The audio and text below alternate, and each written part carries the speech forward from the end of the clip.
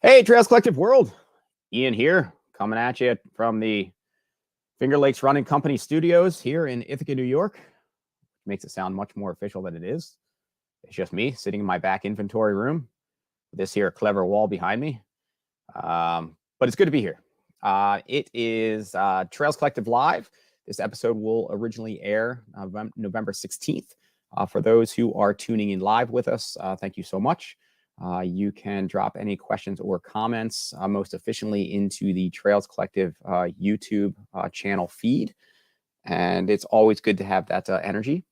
For those that are catching the episode after the fact, thanks for tuning in, whether video or in podcast form. It is great to have you.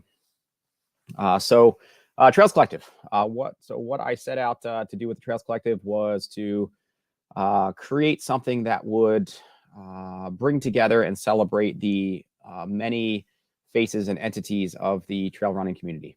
I think it is a really awesome family, and I wanted to provide a bit more exposure to some of the voices, some of the events, some of the trail work opportunities, some of the shops that often maybe don't get the exposure in some of the media that was existing at the time. And so we've sought to do just that. And for me, as I've mentioned in prior episodes, the trail running community, I think, is an amazing facet that allows us all to come together, enjoy the time together, create shared experiences. And in a day and age where everything is so entirely divisive or created to be divisive, this is something that brings us all together. So I very much want to celebrate and support that. So for all those who have supported the Trails Collective, whether it be for plugging in with different segments or articles for the website, or just sharing our posts or tuning in live, thank you so much. To those who have become Patreon supporters for any amount, I thank you so very much as well. And at least in this past year, in the first year that it was really up and going, we were able to turn that around into supporting some great East Coast athletes as well. So very much appreciate the support. So it'll be another hopefully fun and pretty packed episode this round. So we are going to lead in here in just a minute, digging into the Lake George 12ster with Shannon Ray and Sayard Tanis. Just something that caught my eye in one of their posts, and something that I have reported on over the past couple of years with FKTs that were on my radar. And it just seems like a pretty cool route, and to dig in on just some trail story time from two friends who set out on a pretty cool adventure. Somewhere around 7:50, give or take, we will switch gears and head up to Maine for the Bold Coast Bash. And this is one that I ran last year, and just couldn't say enough about the course community. It was really a wonderful event. So John, thanks for making it, being on the back end there. We will turn to you at around 7:50, and we will bring in Adeline and Colin if they're both able to log on this evening as the 250K winners, and it'll be cool to dig into that. And then we will switch gears to turn toward the U.S. contingent for the Trail World Championships that just went down in Thailand just a couple weeks ago. I think the 4th to 6th. We're going to start around 8 o'clock, give or take, with Tom Hooper and Nancy Hobbs, two individuals from the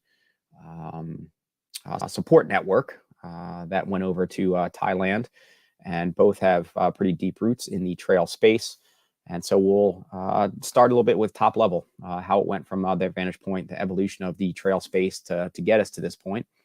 And then at around 8:30, give or take, we will shift to some of the men's contingent for the world team. We will have on with us here this evening, hopefully, Andy Wacker, Jeff Colt, Mason Coppi, and if he gets it last minute, Dan Kurtz.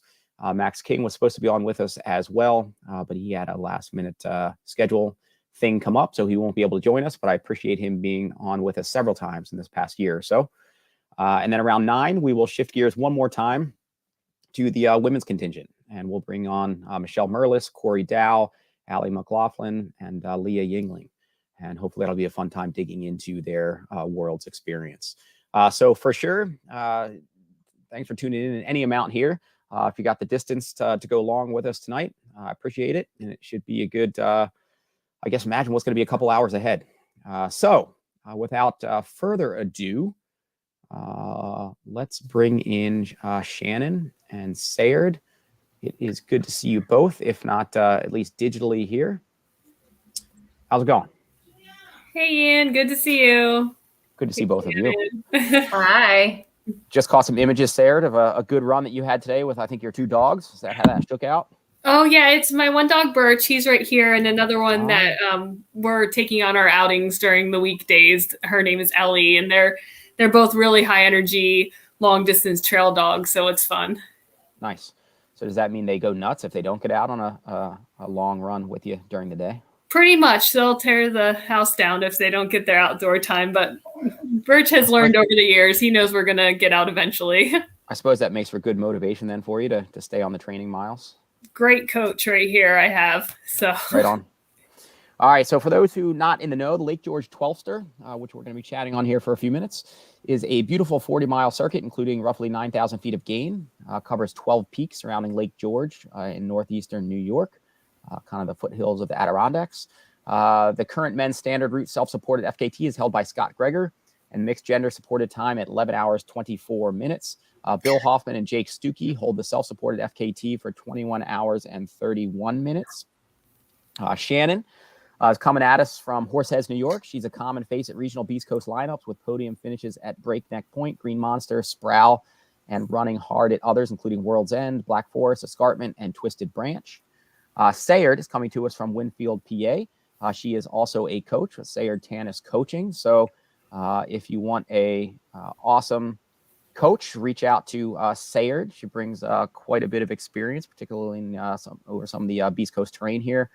And she has been at or near the podium of Beast Coast trail races over the years, including Heiner, Rothrock, Whiteface, Sproul, Quest for the Crest, Boulder, Beast, Green Monster, and Breakneck Point. So both of you coming at it with quite a bit of experience under your feet, so to speak. Now, who led in with Lake George 12ster and why Lake George 12ster? I think it was me. Yeah. I think this was my idea. And I think I kind of planted the seeds, and Sayard is the perfect partner to do something like this. This idea was, you mentioned earlier in the intro, it was really kind of hatched, I think, during COVID, around 2020, when most of my races got canceled, and I started kind of looking for just routes, things to do that weren't races, things that were experiences. And this popped up on my radar. And so it just 40 miles, in a day with 10,000 feet of vertical seemed very doable in 24 hours. So if you go to the website, the Lake George 12ster is out there. Some people spread it out. It's sort of a goal to do these 12 peaks over any period of time. But the ultra is if you can do all them in 24 hours. And it seemed very manageable. I did not research like FKT type times. And so did you, Sayard? I didn't look at the FKTs because I knew I didn't want to plant any ideas in my head about time goals or like what we were going to try to do out there. I figured this was a great adventure for us to take on ourselves and just see what we could do on a fun day. So no, I didn't look at the times. But having heard now like the self-supported or unsupported time, right? I think I might have set a few different, it would have aligned my ideas a little bit better for what we were getting into. I might not have spent so much time like at the car eating a peanut butter and jelly sandwich, or, like we were right up there and we had a very slow day. So actually, let's just start there with top line. I mean, I guess we can make that kind of the end of the story in 10 minutes or so, but let's not. So what was your total time? What did it take you? It was 21 hours and 27 minutes and 30 seconds. So we were getting a lot closer to that 24-hour mark than I originally would have expected. Now, as we got out there and saw how the day was unfolding, I could see we were going to be pushing it closer and closer. And then even thinking, wait, did we look at the rules about when does our time stop? Does our time stop when we touch the last peak, when we summit that last peak? Is that our time? Or do we have to get all the way back down the trail? Because I was thinking, wow, it might get this close that we need to use just our summit time as our final time to make it under that 24 hours and then hobble into the car beyond 24. That's what I was thinking might unfold there for a little bit. So I ahead, did Jen. not imagine it would be 21 hours. I really Just didn't. because you were like, 40 miles, 9,000 feet of gain, like we're going to knock that out in like 15 hours. We're good. yeah, like, oh, we could maybe like relax in the evening or, you know, go out and chill for like regular people. Maybe we'll go out to dinner, you know? Right. That's right. We'll stop in between like one of the legs. We'll come into town. We'll chill out over, you know, whatever you're going to eat for an hour or so, and then we'll knock it out, and maybe we'll push into 16 hours maybe. Yeah. Yes, exactly. Yeah. Yeah. And so what, it didn't quite go that way. It took a little bit longer. And Shannon, you mentioned quite a bit of just transit time, like between. So how's the 12-star lay out in terms of it, like one clean shot on foot, or you're having to shuttle between certain, like how's it all go down? Yeah, so if you really look at the 12 peaks, they're really divided, I think, into 3 sections, which is how we broke it up. So Kat and Thomas were a loop, and we did them first, and we got that loop done. We started in the dark in the morning, and that went pretty well. And they were done as a loop. So one car and just back to our own car. Then we moved up to the tongue range of Lake George. And we plan to do that as point to point. I had spent a lot of time kind of studying maps and logistics of how we were going to make this work because of that point to point nature of it. So what was clutch for us is getting a ride. So we parked at one end of the tongue range and traversed it during the day. And then we got a ride at the end. So that was kind of the second big jump. Got a ride with a friend up there, or you're like, I'm just going to call an Uber or Lyft? And we just stuck our thumb out, you know, and hitchhiked. Oh, nice. Anna. Mm-hmm. Yes. Thanks to Anna, Shannon's cousin. Yes. Uh-huh. I have a cousin in Saratoga Springs that was clutch and giving us a ride, and she brought us hot coffee. And then we met some stranger at the trailhead who was like so impressed to hear what we were doing. He's like, "You're doing what? You're doing this all in one day?" And then he gave us some Fireball. What? Where's Fireball? I feel like in this past like year alone, Fireball has ended up in my aid station supplies. Not that I've provided, but like 2 different races, 2 of my aid stations have come out with taking home these like cases of Fireball. Mm-hmm. Like, how is Fireball entering the trail and ultra space as much as it is? What's the deal with Fireball? What's up? I don't drink it all, so I don't know. Like, I don't get it. Like, I think it's just a staple now. This guy was not an ultra runner. I'm telling you, he was just a guy we saw on the trails, I think, with his dog. And he's like, "Hey," and he opened up the back of his car and he's like, here, you girls should have some Fireball. And he gave me a 5-hour energy, which I was pretty stoked about. Yeah, so that was how we kind of navigated that middle section, being point to point. And I had spent a lot of time thinking about what order we were going to do these peaks in, because I wanted to kind of minimize the mileage that we were doing and think about our route, because there's driving time in between. So that 21 hours isn't all on foot. Grace. It's also in the car. So then what we did after she picked us up, we ate a lot, and we had to head over to the east side of Lake George to do the next 4 peaks. And by then it was like getting to be late afternoon. It was dark, right? And by then, the other issue that really slowed us down was the fact that it was the end of October, and there's probably 6 to 8 inches of dry, slippery, loose leaves. It's not like you guys both are from New York and PA, where like this is, I don't know, like maybe at some point you're like, that's the awareness of that's how it is right now. Well, when Shannon only has 1 weekend a year that she's available, we just have to take what we can get. So I would have preferred, I think, 3 feet of snow on that route opposed to the leaves, which you couldn't see any of the rocks. You can't, it's a blind landing. You have no idea what you're going to land on. When you do land, you slip and slide on the leaves. If your weight is behind you at all, you're just falling back on your butt. So that definitely was a huge element that slowed us slowed us up off of any pace that we thought we might be able to keep. So you guys should have maybe. Go ahead, Shannon. I think descending, we were slower than climbing. Like, we could were climb much better than we could descend. And even if I didn't care about my teeth, or my breaking my ankles, like we could have descended faster. But I really was trying to preserve myself a little bit, and so was Sayard. Yeah. So what? You guys probably should have just gone and done the Bold Coast Bash instead, because I don't really remember there really being many leaves on the ground there, and maybe you should just reconsider for next year in terms of time. I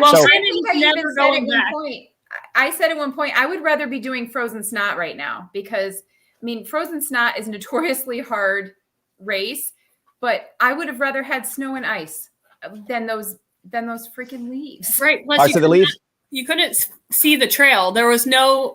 It was really hard to route find because the blazes were usually yellow, the same color as the leaves. And then there was no trail worn in. So it just all looked the same. So that even slowed us up as far as how fast we could progress forward.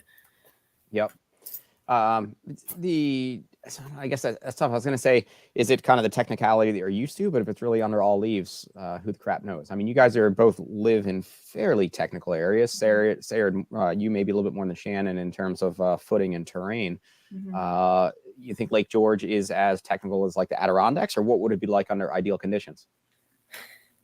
I would say as you got more toward the summits, it's more Adirondack-y feel with the larger rocks and more the higher mountain feel. Down lower, I guess it's closer to central PA. Maybe not quite as rocky, but there's still a lot of rocks and a lot of flat, smooth rocks. So if there's leaves on top of that, you're out of luck. If those rocks are angled at all. And just that you couldn't see what rocks you were landing on. So even if it wasn't quite as technical as some of the central PA trails, it was still just a crapshoot as far as what your foot was going to hit. And I think Shannon and I both have a lot of ankle issues in the past. And I knew, I was well, there's only one way to get through this day is to not destroy the ankle. So, I was going really cautious compared to if I wanted to full blown race this as fast as I possibly could. Which in something like this, where you two are just getting together, where FKT is not necessarily the focus, you two just getting together as friends and just sharing a beautiful weekend out there. I guess that's almost better, right? And it looked like, at least catching some of your photos, it looked like there's some pretty beautiful vistas. It was definitely a pretty gorgeous route that you did choose despite the challenges. And I imagine you'd have some feedback for those going at it on their own in terms of maybe time of year considerations, but I don't know, not the day before Halloween. Yeah. No, don't recommend that.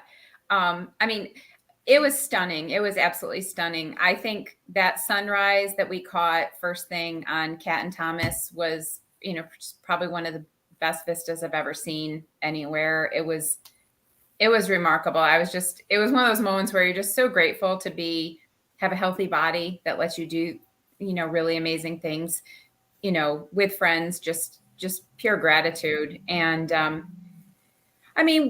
that's how it started. It finished with a lot of complaining and in the dark and with wet feet and really I said, I'm never coming back here again, because Sayard had said at one point, we were just on these peaks on the east side of Lake George. And she's like, let's do this in the day sometime, and then we can see all the views. And I said, I'm never coming back here again. I'm never going to come back here. So it's a good thing we got through all the peaks that day, because Shannon's not returning. But that's crazy. All right, whatever. There's a lot of places to go, but it's cool that it was absolutely beautiful. It was cool that you guys got to share some miles together. And Sayard, how you doing? How's your body? You're back to running and covering some miles and some bigger efforts. Yeah, I've been able to cover a lot of long distance stuff lately, and I'm really thankful for that. I had backed off quite a bit and was mainly doing all hiking miles, still doing a lot of hiking miles, really not trying to press myself for any type of performance in a running pace at all. But I think the mileage hiking is really paying off, and you can cover a lot of ground that way still and have amazing experiences. And I feel like I'm building in health, so might even keep trying to come up with some new adventures so we can start hitting some other longer stuff. And yeah, Shannon's the perfect partner for that. And we just, like she said, how grateful you are to be out there. And I was just so grateful, like hitting another peak and seeing another view and just taking that all in, and everyone is so valuable. So to hit 12 in one day with one of my best friends is amazing. And the memories we made are, well, last forever. That's awesome. What each of you have anything else on deck, or is the year pretty much capped, or anything you're most looking forward to next year? I have to see if I still possibly can hold off my teenage daughter in a turkey trot next week. That's good. That's an outstanding. She has not beat me in a 5K yet, but I think this is her year. And which one are you talking about? I mean, which one's having at it, Sam? Yes. Uh-huh. Yes. Yeah. I think she's got a couple. Year.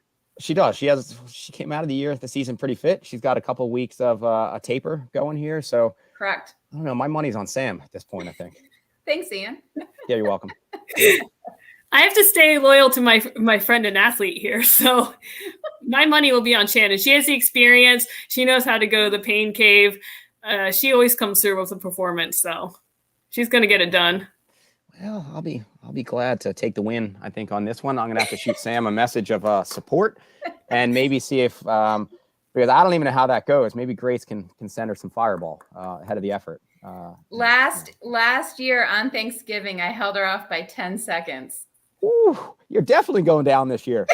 That's outstanding. Sayard, that is a poor bet on your I will go down swinging. I will go down swinging. We're just going to have to start the mind games on Sam.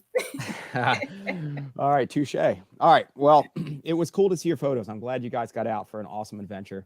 It was cool to hear a little bit about a route that I've been kind of plugging here and there over the past couple of years. So thanks for taking some of your time here to chat about it. Thanks a lot. Totally. And Ian, if you do it, definitely. Shannon did so much planning. I'm not doing that thing. What are you talking about? We were bushwhacking. You can cut miles off, Ian. You can just bushwhack off the side of every summit because you don't have to follow the exact route. So we were making our own way all the way across Lake George Wild area.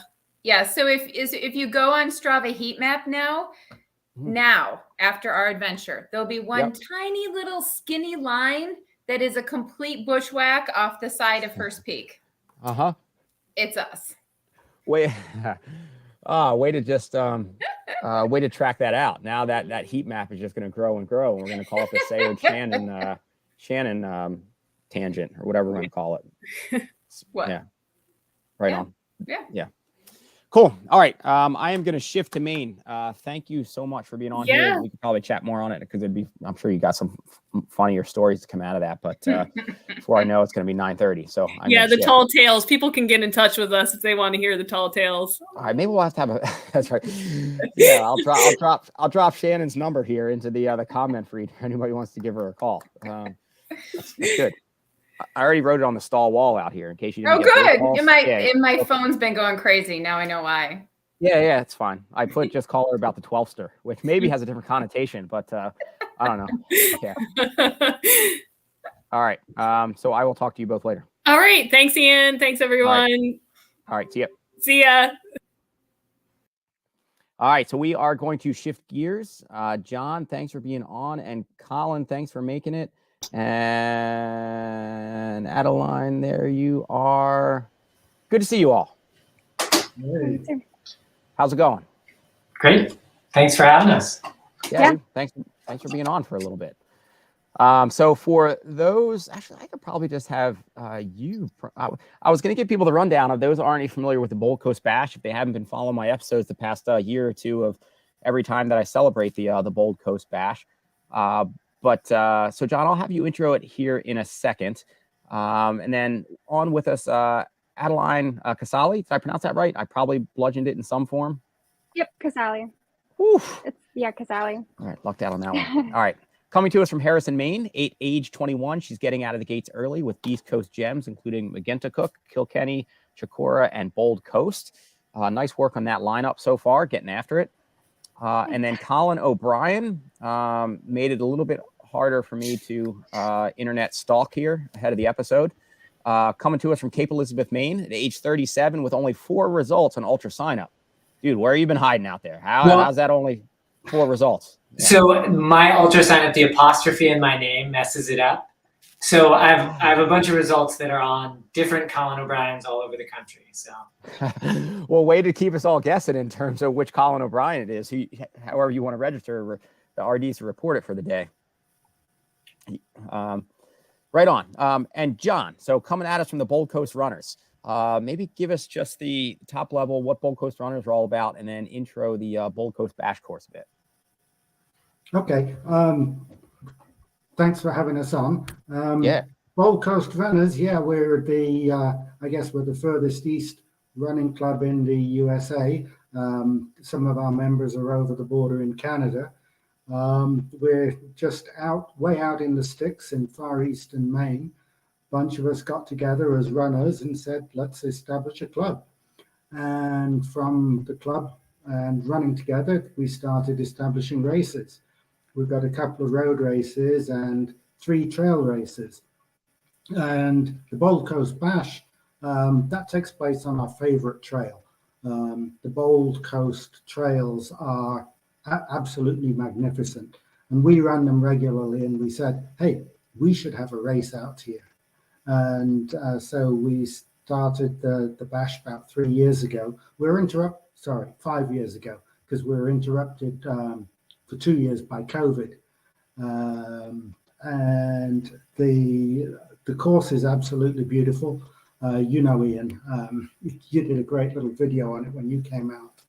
Runs along the cliffs, a couple of 100 feet high, waves crashing underneath.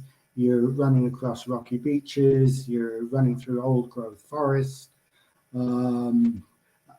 Well, I say running. A lot of people say, well, you're kind of scrambling. You're sliding, you're scrambling, you're clambering, you're pushing through stuff. It's quite a challenging course. Doesn't have very much elevation, but you are continually going up and down and changing pace and going over rocks, going through bogs, going over crumbling bog bridging. That's some of the best stuff. 6-inch nails sticking out. Some of the boards. Now we're talking main nails. We're not just talking these little like itty bitty nails. We're talking these like spikes that are, about like 8 inches long and about as high as your shin. Yeah. Some of the bog bridging is getting replaced. We were out placing the flagging last week, and the state had a helicopter in delivering bundles of boards for rebuilding the bog bridging. That was quite exciting, them flying this stuff in and dropping it in drop zones. So progressively that's going to get improved. I think one of the most notable things about the trail is it's just always slippery. And this year we had a really exciting Saturday, very strong winds, a couple of inches of rain. So everything was wetter and more slippery than usual. So how these guys got around in the times they did and how Adeline set a new record, I have absolutely no idea. Yeah. And so does this course differ from prior years? Like would her time and Colin's time be equivalent of the prior 50K incarnations, or is there a difference at this point? No, they're the same. It's the same course as we ran last year when you were there, the 50K. They both just have a couple newer bridges, so technically they have a softer course than the rest of us had. What you're saying? The original course we had was shorter. It was only a 10-mile loop. So what you're saying is the year that I ran it was both harder than when they're doing because the bridges were older and their course earlier than us. Like when Patrick Caron set that maybe measly record early on, that his course was just short. Is what you're saying? But yeah, his course was shorter. That was the first course. It was only about 10 miles long. Then when the parks people adjusted the course, they took out was about a mile of knee-deep mud. And so, Patrick came back this year because we told him the course had changed. So his record no longer stood on the new course. So he had to come back and, of course, he set a new record. He got around the 10.5 miles in 1 hour, 28 minutes. Cool. It's good that he's back and able to jump in some of these mixes. That's pretty awesome. It's incredible. Absolutely incredible. So Colin and Adeline, do you guys both have experience with the course? I guess one of the things that for those who haven't quite processed where the course is, it's out there. It takes some doing. And when he says the furthest east, in terms of the club, I suppose that makes it the most Beast Coast because it truly is the most east. So when I just say you guys are at least in that neck of the woods, you're kind of in the same state, but I know it's a haul for my 99% of Maine residents. So have you guys been out there before? Or is it your first time or you have experience on the course? Yeah, I went backpacking out there in college and I just did the loop. So I sort of remembered it. I mostly remembered the bog bridges and slipping on them. But we have like some pretty good technical trails in like the mid-coast Maine area near like Camden and up near Acadia. So I've done a good amount of running there. I think that sort of helps prepare. Yeah, and I this was my first time in the area. I'm down just south of Portland, so it's 4.5 hours almost to get up there. So quite a ways, but we also have a surprising network of trails down here that feature a lot of crumbling bridges, which certainly helped. But I was really surprised by how technical the course was. You look at 6:40 for, I think last year it was 6:37, the person who won Ben Nephew's time. And for a 50K, that's not a lightning speed. And as soon as I got on the course, I realized why. It's really technical, sort of relentlessly. But first time up there and so gorgeous. And so and speaking to Ben's time, so I think he and I shared that opening loop or two. I forget how long we were together, but just completely just appreciating the day, catching up as friends, remarking on the course, pretty just kind of relaxed, like social effort. And then I flagged a bit and he went on and I think hammered the maybe loop and a half or so. And then once I kind of recovered a bit, I decided, this is just too beautiful a course to feel like I just want to go out and just like kind of race it. And so I really took my time. That's where I captured some of the video from some of the various parts of the course, because I really just wanted to experience and spend time out there in case I didn't make it back out there. So for both of you, did you feel like you can kind of go out and charge, or were you just kind of like and still appreciate it? Or were there times where you're like, I just got to stop and just kind of hear this wave crash, or I got to, whatever. There's so many spots out there. It's just like, I got to stop and just kind of experience this for the moment. Yeah, definitely. I pulled off on some of the overlooks and it was almost like Thunderhole in Acadia-esque, where you could hear like the waves. It was high tide, so they were just crashing in. It sounded like it was crazy loud. And you were getting sprayed by it. It was so cool. It was hard not to like stop and appreciate it every once in a while. Yeah, and I was in the unique spot of because it was a staggered start. I started relatively close to the front. So within the first 4 miles, I was told that I had taken the lead. So I found that pretty stressful. I'm usually someone who starts more in the mid pack and lets the field sort itself out and then charge the second half. So I found myself really like wanting to pause and enjoy the time. And I remember like watching your video, Ian, and seeing some of those like scenic shots and thinking, oh, he really set this up and I should be enjoying it. And then I found myself kind of looking over my shoulder. Leading? And, I'm glad I did for the result wise, because it was a real squeaker. Second place. It was like a minute or something. What was the separation? Yeah. I can't remember. Yeah. 2 minutes. And 2 minutes. We saw each other every lap at the cherry stem and he was right behind me. And so I knew. And he was. Were you guys in the same wave, or you were aware of the stagger? And so it was like you didn't quite know. No, I didn't quite know. And he started 6 minutes behind. So he led the first 2 laps by time, but not by place, if that makes sense. So I didn't have all the time to enjoy it. But I still took some sort of strategic breaks here and there to watch, especially Adeline, as you said, those sort of roaring breakers, that huge swell that was coming in. Sometimes you had to watch it. Yeah, so many things. Yeah, go ahead, Adeline.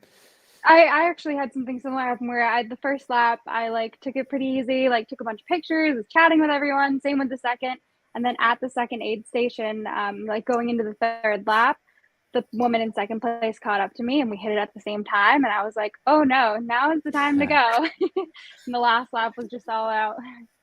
Yeah. Which is pretty cool there, right? And yeah, I mean, it's just reflecting so many spots on that course, that one specific spot before you leave the coast and you kind of turn your back, and that's kind of where you're getting some of that boom. And then you get the beach where you get particularly early in the morning before the tides change. I don't know whether it's the same. You get all of the kind of the singing rocks like on the beach, and you get the crashes, and there's just so many amazing spots to that course. And John, for you, I imagine the restrictions on you are pretty significant. I mean, you've got to keep it capped at like 30 runners or something like that. What are you able to do out there? Yeah, we're capped at 60 runners, 60 runners each day. But one of the things Adeline and Colin haven't mentioned was that Saturday we had some terrific weather. There were gales, really strong winds. There were a couple of inches of rain. And the wind was from the south, so it really blew up the waves. And high tide came in the middle of the day, so we had the massive waves coming through at that time. So anyway, yeah, we're limited to 60 runners a day. We were allowed this year to run it over 2 days, Saturday and Sunday. So we did the 10.5 mile on Saturday and the 50K on the Sunday, except because of the weather, we actually had to postpone Saturdays, put them in on the Sunday. And that worked because a lot of people dropped because of the weather. So we had lower numbers, so we were close to the state's limits. But the state's concern is that and this is true of all their public lands, you cannot conduct an event that keeps the public away from the resource. And so we have to ensure that hikers can get in there or campers can get in there around the runners. The runners don't get in the way of anyone. But once, it's one of the reasons we have the rolling start. Everyone gets an individual start time. We're starting people 15 seconds apart. So people start spread out. Once they're out on the trail, they get further spread out. And so it works fine. We have to manage the parking area carefully. We keep the runners out of the parking area, so there's a reserved area for the visitors. But we work closely with the state, and they're beginning to understand these crazy runners who like to hold events in their parks. And so they're, we're building knowledge, building sympathy, and we're going to be helping them with some of the replacement of the bog bridging. We'll get club members out as volunteers. So that builds the relationship and the cooperation. So we're hoping we may be able to increase a little bit in numbers next year. But yeah, we are very firmly capped at 60 runners in each event. One of the surprising things this year was we had waiting lists for both events that were 15 or 16 people long. We cleared both of those waiting lists in the last couple of weeks before the event. A lot of people pulled out. Seemed to be a lot of injuries this year, and also I think a lot of people read the weather predictions and decided, oh, we saw what it can be like in Ian's video of the day after last. The day after, right? I mean, that's pretty real. Like it, and I think that clarified it for me too. I mean, you've got the safety and the gear restrictions ahead of the race, and I'm just like, well, dude, whatever. Like I was a 10 and a half mile loop. I'm just, whatever. Let me go. I'm good. But then, right, if the weather changes out there, it can really drop. It can really be blustery, and it can be slick, and whatever. You can slip on the rock. It can be around the tides. There's so many things where, for a seemingly mild course in some ways, it does have the very real safety concerns.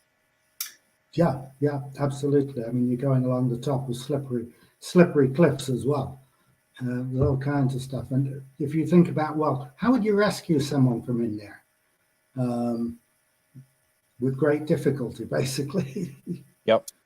Yeah, So I definitely had that perspective too. I came into ultra running from a mountaineering background, and so seeing this sort of kit list that was more than I might take into a long day in the mountains, for a 10-mile loop, I was questioning it. And then seeing the conditions of our race day, which right around the time, I think when Adeline finished, it was really degrading. It got very cold and really wet on top of already being tough conditions. And so the folks who were finishing, really needed what they had to carry. And I certainly would have run with a lot less. And I was glad to have what I had in my pack, for sure. I imagine you're also getting it seems like a growing scene as well, to the benefit of all of you, hopefully, in terms of participation, demand, interest. But Adeline and Colin, just being there in Maine where you are, it seems like the trail running scene has been growing pretty well. You've got several new kind of profile or really cool events, just like in the past maybe 3 or 5 years. You can get some more runners, running clubs, building steam and around both of your necks of the woods. It's got to be a pretty cool time to be in Maine and kind of being a trail runner, seeing that develop. Yeah. Definitely. Yeah. So Go for it. I moved here just about a year ago from Bozeman. Discovering the trail running scene, I found it just very open and obviously like a little less hyped up than Montana's scene, but incredibly friendly. And I also ran Maguntacook. I met Adeline's partner there last year, and had just run some great races. And this race, Bull Coast Bash, I think it was the best aid station. It's only one, but it was the best aid station I think I've been to. It was just so wonderful and such a well-run race. And it does seem that there's a real growing community and more people who are trying to either start trail running groups or promote races or put up FKTs. And that is really exciting to see, because there is a fantastic amount of running around here that I think is kind of a well-kept secret. I had never heard of the Bold Coast until this race, and now I just can't wait to get back.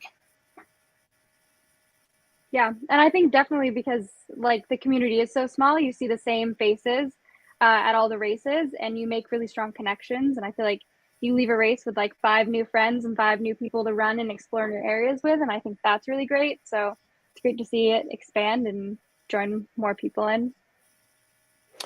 And what before we transition again here, what do you guys all have on deck? Whether it's the end of this year or something you're really keying in on or excited for next year? My partner and I are headed out west next week, and hopefully, crossing my fingers, if the weather's good, we're going to try for another rim to rim to rim on the Grand Canyon. So that should be cool. Yeah. Yep. And I'm signed up for Millinocket for the marathon. I am too, actually. Oh, nice. Well, hopefully I'll see you out there. Thanks, I'm waffling a little bit, but it's just that post-race haze. I'm already feeling more certain about it than I was yesterday. So hopefully I'll be out there. When is that? Is that coming right December up? 3rd, the December Millinocket Marathon. It's a free marathon put on by the town. Supposed to be an amazing event, and it's really developed a cult following. I think once people run it, they come back year after year. I think it's a dirt road marathon, and it can be cold. December 3rd. Great. Yeah. Half and half. Yeah. And John, how about you? Something that you're anything rounding out this year for next year that you're looking forward to? Well, I just signed up for an ultra marathon. It's about a 35 miler on the island of Tiree off the west coast of Scotland. And you run around the entire island on the beaches and headlands and finish exactly where you started. It runs in alternate directions, different years. So either the sea's on your right or the sea's on the left. And you just keep going till you get back to where you started. Oh, that sounds cool. You got me Googling it here in one of my browsers to check it out. So what's the actual name of it? Tiree. TIREE. Yeah. Cool. All right. I'm going to check that out. So that's my big target for next year. Sweet. Right on. That's exciting. Awesome. Well, right on. Adeline, hopefully the canyon greets you well as the number of people that no doubt you'll pass on the same adventure that day. Colin, hopefully you get a bluebird sky and 40-degree temperatures. And John, hopefully you get the fine Scottish mist there. Yeah. Right on. Well, it'll be great to catch up with you all as you go. And thanks so much for taking a little bit of your time out here tonight. Yeah, thanks Thank for you for having having us. us. Thanks, Yeah, John, right for putting on. us on Thank a great you. race. All right. Talk to you next round. All right. So we are going to shift gears and I am going to weave in, and thanks for being on the back end there, checking it out. Nancy and Tom and Mason, thanks for being on early in the back end there as well. Good to see you, buddy. Good to see you both. Hi, what's going on? So for those not in the know, Nancy Hobbs has been a good face, either in person or digitally for American trail running here for a little while, I'd say. And Tom Hooper, many of you may know if you followed along with some of the Trails Collective Live episodes. And to make it a little bit more formal, Tom is coming to us from Dover, New Hampshire. He's the trail team leader for Worlds, or AKA a glorified water boy. He's the owner of 603 Racing and RD a number of East Coast races, including one of the World Trail Qualifiers, Loon Mountain Race. Nancy is the executive director of the American Trail Running Association and the USATF Mountain Ultra Trail Council chairperson. Although she resides in Colorado Springs, Colorado, we'll give her a pass as she's got East Coast roots, being from Bethlehem, PA. And she's been in the trail scene since the 80s, give or take, and was a founding influence in women's mountain running for the U.S.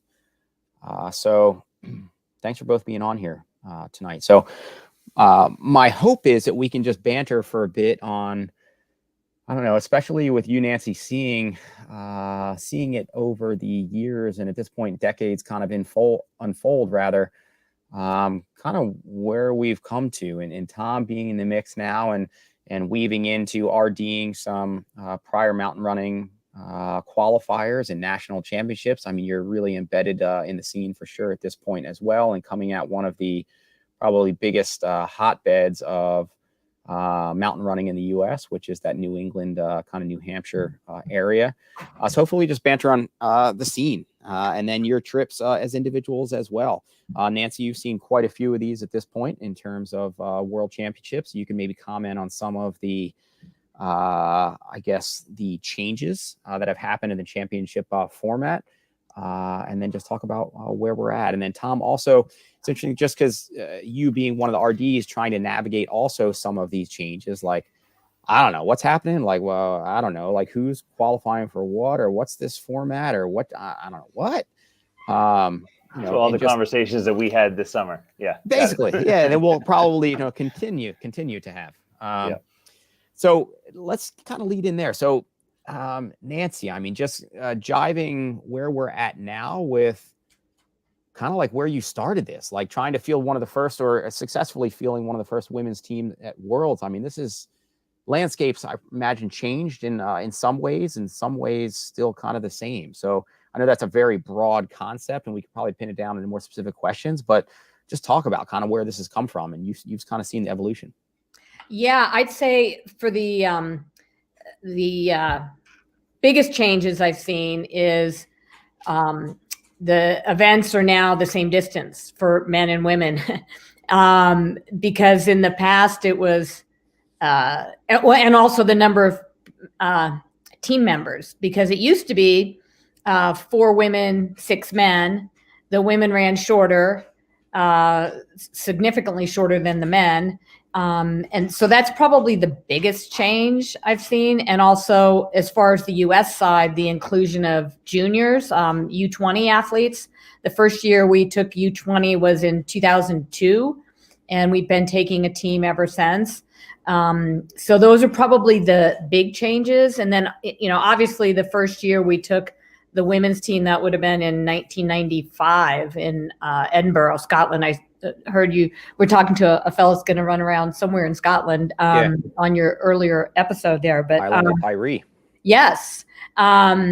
So yeah, I'd say those are like the biggest changes. And there was never prize money. This year there was prize money in the event. We had one other year we had prize money in the mountain champs, but the whole format is changed now as well, because it used to be mountain running at one championship, trail running at another championship, long distance trail at another, and now the idea of bringing them all together. So now we have 4 and essentially 5 with the U20s competitions, and it's going to be an every other year event. Although since Thailand, and I know we're talking a little bit about Thailand tonight, since the inaugural event was postponed twice, we are fortunate to have a world championship in 2022 and 2023, and then the next one would be 2025. All right, so all still evolving. Correct. Right? And yeah, and even just hearing you talk about it, I was like, like if it's not every year, I'm just like, all right, I kind of lost following it there a bit.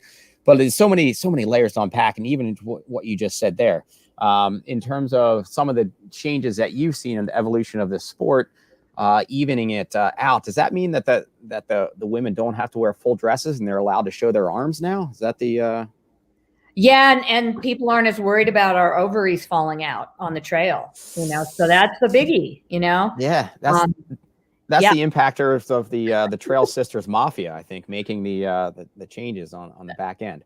Yeah. And so some of those. So and it's all right. And so, what do you think? I guess you're consolidating the energy, but are there other external influences that you're seeing in the space where USATF or who I don't know, the bodies that be are somewhat competing? I mean, you've got the Golden Trail Series, right? You've got the Sky Running series. You've got all these other kind of competing entities for a fairly similar demographic, a certain amount of elites or professional runners that have to kind of pick and choose where they're going to run, maybe their sponsors align with a certain series. Is there some degree of we're doing this to stay competitive in the space? To a small degree, but when you look at the number of years, especially the mountain champs has been going on, you're over 30 years, this has been going on for quite a while. So it's, not meant to compete with other events. It's the, Olympics of our discipline, and we don't have an Olympic presence yet. It's something that's certainly on the radar and been on the radar for a number of years for everyone. I don't know if that'll ever happen in my lifetime. But this is the next best thing to have, everybody come to the stage on a world level. And it does get confusing, certainly the insiders, as well as those that are on the outside, fans of the sport. And that's one of the things you want to drive to build community, is the fans of the sport. And if they're confused, then it's a real challenge. Like, what do I watch? When do I watch it? Is it live streamed? Is it not? Yeah. How does all this work? And which athletes are becoming heroes in the sport, and who do I follow? And all those things are, definitely a challenge. And then you've got the governance and the politics that are involved, where are the events happening? What's the permitting situations? How much is the hosting fee to put on a world championship? And, as you see with Golden Trail and UTMB, these are models that are expensive. It doesn't cost them, a couple $1,000s, you're upwards of a lot of money. So you have to look at all those things. And I think trying to balance and attract the athletes is important. And all that builds with fans in the sport, and starting at a young age with the athletes to get them excited about the events. So, yeah. Let's, I'm going to weave in, Jeff, you're on the back end. I'm going to pull you through early here, because maybe it'd be interesting to hear your vantage point of this as well. And I'll mention that question, or where I'm thinking in here in just a second. And how about for you, Tom, where you're straddling that line of somewhat being outside? I mean, you're not necessarily sitting on the committee. You're not, necessarily I don't know, but you've had these events that are funneling into being a national championship or maybe team qualifier for this entity, and then the other one's a mountain entity. And for you, is it like, yeah, this is good, like it's all consolidating it under now one tent? And I don't know, like your vantage point. Yeah, I mean, I think it got a little muddled only because of COVID, where the years, like if we came in and we just said, all right, it's odd years, 21, 23, 25. But because of that little bit, it had just started. It had just combined the trail and the mountain, where I think that's what got a little confusing. But I think it's going to sort itself out. I think it will start to. I think that we're going to get more of an understanding of what it is as an entity, as a whole. So I think it'll take off. Mm-hmm. And for you, Jeff, and for those who are watching now or for listeners, I'll do a more appropriate introduction of Jeff here when we switch to the men's segment in just a bit. But for introducing here, just Jeff Colt. Jeff is a current athlete with On Running, as I imagine other hats that he wears. But for you now as a professional runner, I mean, how's that go? I mean, you've got a lot of pull in different directions, right? I mean, Western was probably a focus for you this past year. You had at it with really strong performances of qualifying races such as Bandera. How does it go in terms of how you think about national championships versus other series that either maybe On is putting on or making the decision to go to the feeder races for Western? I think you and we talked about it at least a little bit, maybe in terms of taking a break from just feeding into like the Western qualifiers for this upcoming year when we were chatting in California. But I mean, there's got to be a pull in pretty different directions here for you. And how's this? I mean, is this like I don't know, can you comment on that in terms of that pull or how this feeds in? Yeah, definitely. World Championships was an unreal experience. It was really well organized. I think it was a really high level of competition. If you looked at just ITRA or UTMB index scores for the men's race, it's way deeper than Western States. It was way deeper than probably most every race other than UTMB. I maybe ranked top 50 in that race. So the level of competition was really high. I think that was maybe the most exciting thing, was wearing that USA on my chest and knowing that I was representing a team and there were 3 other guys out there running with me. I got pulled along, and I think I ran the best race I've run. You know, it pulled the best competition out of me, which was a cool experience. And that's something I want to seek out again.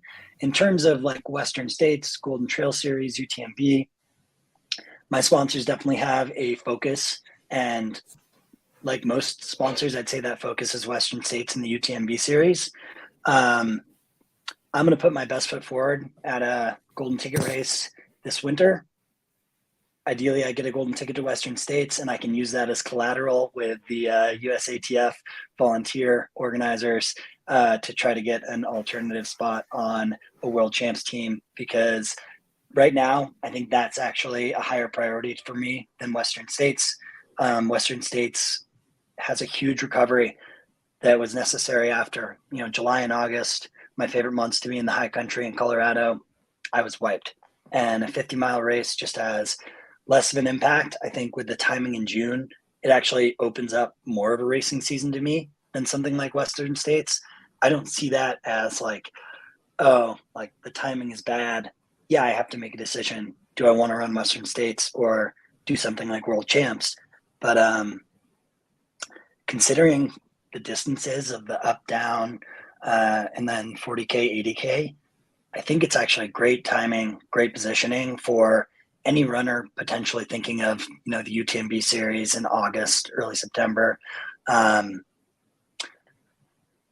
think it's going to have staying power, was kind of my takeaway from it. Adam Peterman got flown to meet the Prime Minister of Thailand, like right after the race.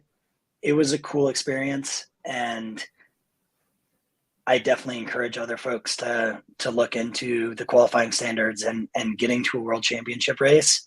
I think in terms of the youth involvement too, in the U19 category, no race has more potential to steer the direction of trail running and mountain running than this world championship model. And Max King will come on in a moment. Like, we were already talking, like, how do we have more U19 oriented introductory races in the US to get our fastest, high school and collegiate runners comfortable on trail? Because the global stage, it was impressive how fast some of these U19 runners were. Yep. How about the money in the sport? You each would have different vantage points, but is that from a new sponsor deck that was coming from Thailand for the race, Nancy, or for any of you, or was that like a larger singular ticket sponsor that now has more, or is that from Nike or somebody else that's putting in for that? And I imagine that, do you think that really makes a difference on the competition set, bringing in people like Jeff and versus maybe other pools that they may have with races that are offering, bigger purses or whatever? Well, I think in terms of looking at prize money, you also have to look at the value add that an athlete would get, as Jeff mentions, from what is his contract? Does he get bonuses for being at certain events? Mm-hmm. So I think it's a bigger picture than just throwing money and saying, oh, you've got, you win $5,000, which doesn't sound like much, but then it begets, additional funds, based on performance level.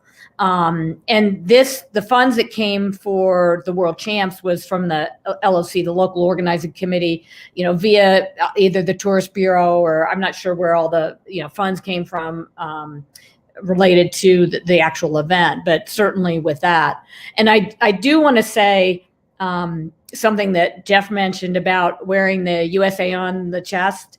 It's like, I don't want to have a kumbaya moment, but at the same time, hearing the national anthem played several times and all of us were singing was pretty special. And Jeff was on the podium there, and you could speak to that, but it was a very special moment for all of us on Team USA. And it elevates the experience and the opportunity and the potential and the excitement. And having seen the athletes year after year compete, I will say that they throw it down and get the best out of themselves at these events. So I'll reiterate what Jeff said about that. And I think it's like a community. I think this was Jeff's first time, and also Tom.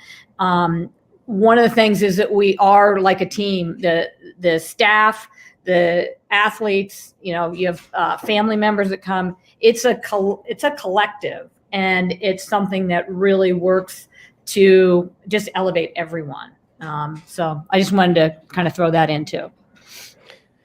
And that was, I think, something that I was conscious of there as well, in terms of that feeling, the experience for you, Tom. I mean, your first reaction when I was like, hey, you want to join us tomorrow night or whatever? It's like, these guys should say the work, what are we going to talk about? But for like you, I mean, that's got to be huge, and a very just like cool opportunity, cool experience to experience. I mean, not to mention the petting the elephants there. But also just to be there and to kind of sport the team wear. And that it's must unbelievable. Just been, I mean, and this sounds really odd and weird, but they sent you the suitcase with all the clothes, and at first, it's a weird going from being a runner, the athlete, to the staff, and then putting these clothes on. You put on the red, white, and blue. It's super. It's a weird feeling. It's an amazing feeling, and you go to that opening ceremony. It's unbelievable. I don't want to make this sound weird, but I guess if you're a sponsored athlete, I'm not sure you can put a price on that. You can ask Jeff that, but I mean, and working as a team with 3 other guys that are relying on you, I don't know if there's another race that you can get that out of. It was an unbelievable, experience. And that framework and that structure looked cool in terms of just the layout, like seeing the photos that you or somebody else posted of the kind of tent city, and having the tent for the US and having the flag there, and seeing you there as like your aid station. And it was fun looking at the photos that I think you posted of the notes from, I think one of them was like La Puma's write up on what he wanted in the like an aid station. I mean, that must have been also just part of a really cool experience. And that must have been cool for you too, Jeff, I'd imagine, as an athlete and, you know, rolling into like kind of the Team USA tent or whatever, and just part of that feeling. Yeah, definitely. The team aspect, I felt like I, you know, got to hang out with 37 people who I wasn't necessarily close with, many of whom have been my idols in the sport. And I think that was definitely special. On the money aspect, I think that you'd asked previously, you know, there wasn't a performance incentive for me for going to this race, or for, you know, for Team USA winning gold. That would be a cool thing to try to negotiate. But I think I would look past that more often than not. I think Adam Peterman would be an interesting person to talk to about that, because, you know, the performance incentive for winning something like a Western States is typically really high. And that's where I think a financial decision comes into play. But I've never had that experience, maybe back to high school states in cross country, where like those colors meant everything. And I was praying for Adam Mary to pass me so I could just like kind of limp my way in, because I was like cramping up really badly.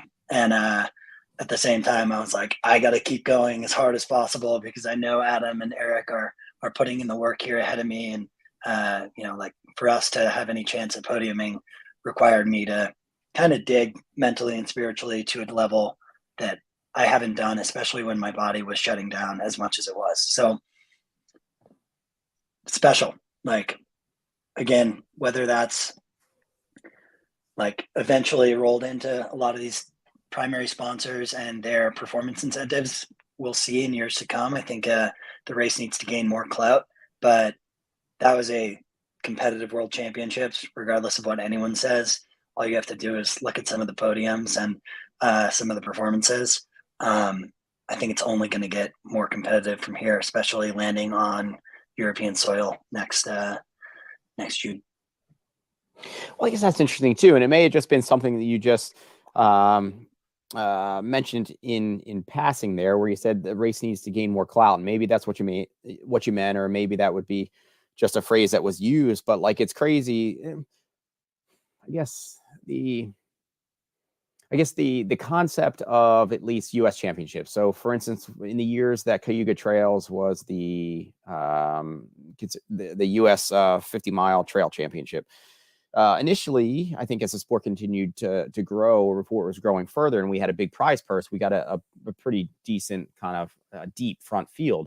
I think when we lost the purse, and as the scene continued to evolve, that got a little bit trickier. And now it's like, well, if it's part of a team qualifier paired with maybe a purse plus the championship, then you start getting like these draws. But, you know, that the top ends are so pined for like attention or attendance or whatever at this point. There's just so many options now, and the scene has changed.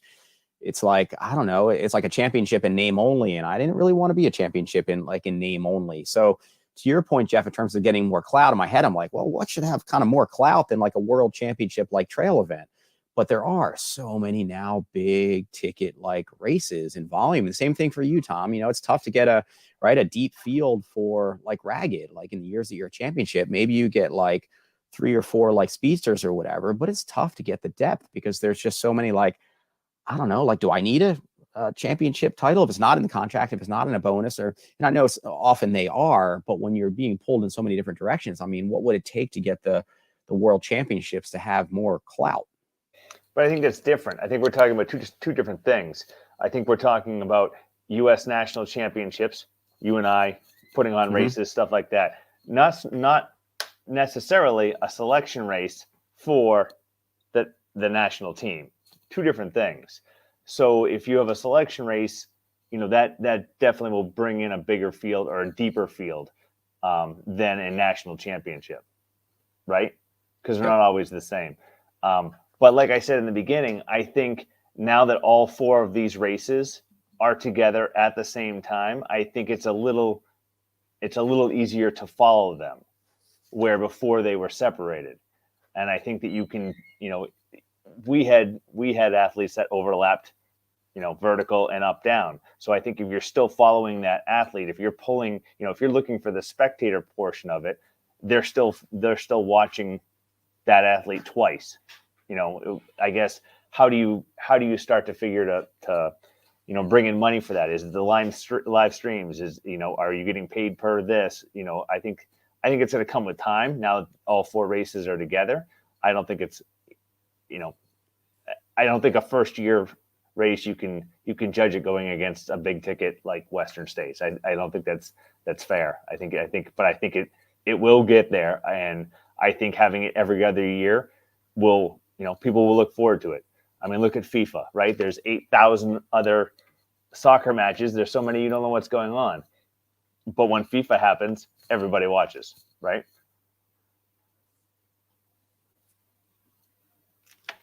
Nancy, you want to weigh in on that? Yeah, and I think it's definitely a good point. And until you go to the World Championships, and Jeff talked about it very eloquently, his experience, and same with Tom. Like when you don't go, you don't know what you're missing, right? And when you're there, it's such a huge event. There's so many cogs in this little wheel that are together, transportation, meals, all these different things, and athletes from all these countries exchanging uniforms and all these things happening. And the opening ceremony, it's like a big deal. It's important. And I think the more promotion that's done surrounding it, and Tom took over the Instagram account and Twitter, I think for USATF, we tried to get as much flavor in those posts and tweets and things that were happening from the event to encourage and support the fans and help the athletes as well get more recognition on US soil. So I think what our task is to continue to promote and show the excitement of this. We're working on, Allie MacLaughlin does video work for us, and I know she's on the call a little later, but she's putting together a recap video and does a professional job, and it's going to be really cool. And, there's already one out on Austria. And I think the more the athletes talk to others about this, and I know Jeff and I had some really fun conversations in Thailand. We had never met. And, that's, again, about building community. And I think we can all do our jobs to build that excitement and not say, oh, it's not this or it's not that. Let's say what it is and amplify that message and amplify the event. And we'll get more followers, more people that are excited about it, and, raise that bar, year after year. And in those off years, we're looking at doing kind of regional events, regional championships. And I say that in that, like a Pan American, South America, North America, competing on a stage. And so we've been in talks for several years about what we can do in the off years to keep the momentum going. So I think that's all really important stuff. And we all have to work together to raise the bar and lift the profile. Yeah. Well, cool. It seems like it's collectively happening on several fronts. And so maybe just as the gears get re-greased or smoothed out and people kind of know what to expect, that it would be, that it'll keep happening. And Allie, thanks for logging on the back end. And you must have been, your ears were burning there. But as soon as Allie's video on it really fires out into the mainstream, it's just gonna be everybody's going to want in. Everybody's going to want in. Yeah. Well, right on. All right. I am going to shift gears. Jeff, I'm going to keep you on. Tom and Nancy, thanks for taking some of your time out. Tom, always thanks for taking your time out. It's always good to have you on, buddy, and to communicate on the back end. Nancy, we'll have to have you on for maybe another dedicated session coming up to dig into some of this stuff as well. Would love to. And see you at TRE, I'm sure. I'm going to take 2 of my girls to USATF Youth Club Championships in Texas, December 10th, like the following weekend or whatever. So I'm going to take them out there in place of TRE. Oh, okay. Sure. Okay. Well, we'll catch up, and thanks for doing this and shining light on what we think is a extremely fun and enjoyable and competitive and worldwide event. So right on. Nancy, thanks. And actually, Tom, in the moment, given to you, you gave me a couple feeder questions. Maybe I'll just keep you on because it seems like you had some color from that trip as well. And then Nancy, I'll catch up with you more on the next round. Right. Sounds good. All right, cool. So long as you're still good on time there, Tom. Very good. All right. Good to go. Mason, good to see you, brother. Hello. And then I mentioned logging on, but you guys might not have been on yet. So Max had a last minute thing come up where he can't be on. Andy was still supposed to be on here, but he hasn't logged on. I just texted him as well. We'll see if he makes it. I'll bring him through if he does. But let's at least start digging into the men's section so we can be somewhat close to time to bring in the women here a bit as well. And if we have to bring in Andy with the women's segment, maybe that'll be fun too, so that he and Allie can talk about Hangover a little bit. All right, so moving into the men's segment here. So I had introduced Tom in the prior segment. For those who don't know, Tom was one of the team managers, or as I mentioned, glorified water boy out there for the championship. Owner of 603 Racing and RD for one of the qualifying events. We are hopefully going to have Andy Wacker join, and I'll announce him or give him the intro if he makes it on. Jeff Colt here ran the 80K long race at Worlds. He's a runner for On. He's coming to us from Carbondale, Colorado. He can also be excused on the Colorado front, as he has East Coast roots, including school at Middlebury College. Did you grow up East Coast as well, Jeff? Where are you from? New Hampshire through and through. Yeah. Still one of those Colorado folks who still kind of longs to be back in New Hampshire. So the team was either Colorado or New Hampshire, and then Mason. That was a dominating, and we'll talk about Mason's location here in a second. He's got some explaining to do. But it is good to see. I don't know. It seems to be Colorado, Montana, and that kind of New Hampshire corridor really does kind of dominate mountain running. In any case, and his Jeff's 2016 win at the Big Brad Ultras, no doubt, as what more has defined his trail career, as opposed to podiums at UROC, Bandera, I Am Tough, Black Canyon, and 11th this year at Western States. Big Brad is no doubt highest on his mantle. Mason, good to see you, brother. So Mason is coming to us from Syracuse, New York. Despite his best efforts to hide that, current Beast Coast Association and continuing to list his location of residence and affiliations as Ladera Ranch, California. Dude, come on. I need to at 24, he's a young gun. He has solid Beast Coast finishes with his times here as a temporary New York transplant at the View, Breakneck Point, Chicora, Whiteface, and Loon. It is good to have you guys on. And I was hoping La Puma could join us as well, also with the New Hampshire contingent. But he said his internet connection isn't strong enough at his house where he can log in. In my head, I'm just like, how does that even happen anymore? What are you talking about? All right, but I guess that maybe feeds into why he's such a good trail runner. I'll use that as a excuse or an out. And so we're going to talk just a little bit about here on Worlds. I could go through the results, but it's probably more fun to just dig into, I guess, some of the stories that came out of that trip. And I'll just do some feeder questions, but really let's just talk kind of informally on getting some of the nuggets of your trip, some fun adventures, talking some of the trail. I think that would be fun. So let's just start out with, a first leader kind of concept for Jeff. So as an 8-pound, 6-ounce newborn baby, Jesus, Jeff Colt would have envisioned a near future on the U.S. trail team while securing a win at the Big Brad Ultras. So not too long ago, I mean, you're coming at it from, some humble oranges there, so to speak, to, I don't know, it's just kind of, you're like, yeah, like I can do this. I mean, you're kind of excelling in short order here. I way back when, I was like a USATF Junior Olympic runner-up in cross country as like a 8-year-old. So I've been running on trails since I was a little guy, and I took a much-needed hiatus through college to kind of reframe. And the White Mountains and the AMC hut system is what reintroduced me to trail running. And I didn't realize it was a competitive sport. I realized just like looked at maps and was like, how long can I go today before I have to get back to the hut to cook dinner?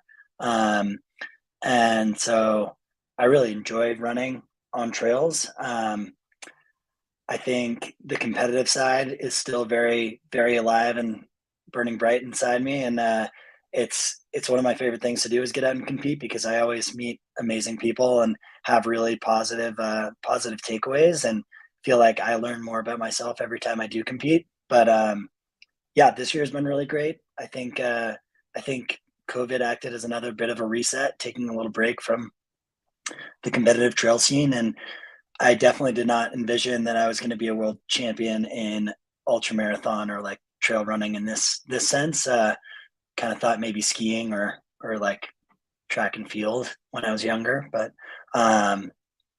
yeah, amazing to be a part of that experience, and feeling, I think mentally, physically, and spiritually engaged with the sport and strong as ever. So looking forward to what's ahead. And so on that world champion status, for those who didn't check out the results, so the men's contingent in 80K long race here took the team win with Adam Peterman taking the overall win with Eric LaPuma and Jeff on the assists. And so I think, was it the scoring for each of the events where you basically took the cumulative time of the top three? Is that how it fed into scoring, or not so much? For the mountain running, it was scored cross country style, which I think makes sense. So it was the score of place of the top three, and then there could be tiebreakers for the trail events, 40K and 80K. It was scored by top three cumulative times, and so there wasn't really a tiebreaker element in that, which I think, based on attrition in something like an 80K versus a 10K, I think that does make sense in terms of that format. So yeah, it was a cumulative time. I think we were fortunate to have Adam Peterman on our team setting a really, really fast time, but that was by no means a gimme. And going into the race, we were not at all considered a favorite. So Tom Hooper and Paul and the team that was out there on the course were like trying to make it pretty real. Like, you guys might be in contention for a podium. Like, you need to catch this person. And I don't think that like competitive drive turned off for a second that whole day. And then how about for you, Mason, shifting gears a little bit on, so Mason, member of the kind of classic mountain running team. Ellie, thanks for commenting in here as well. You should probably be doing something for the Scratch Labs right now, like trying to come up with a better product to replace their recovery drink, starting with the first ingredient of sugar. But instead, you're on here listening to us. And so just commenting. So for Mason, a few months ago at Highlands, Mason, you said the goal was to make a world team in a few years. How did that feel to accomplish that goal so soon? I mean, that must have been like just kind of an incredible feel to, I guess, get that nod.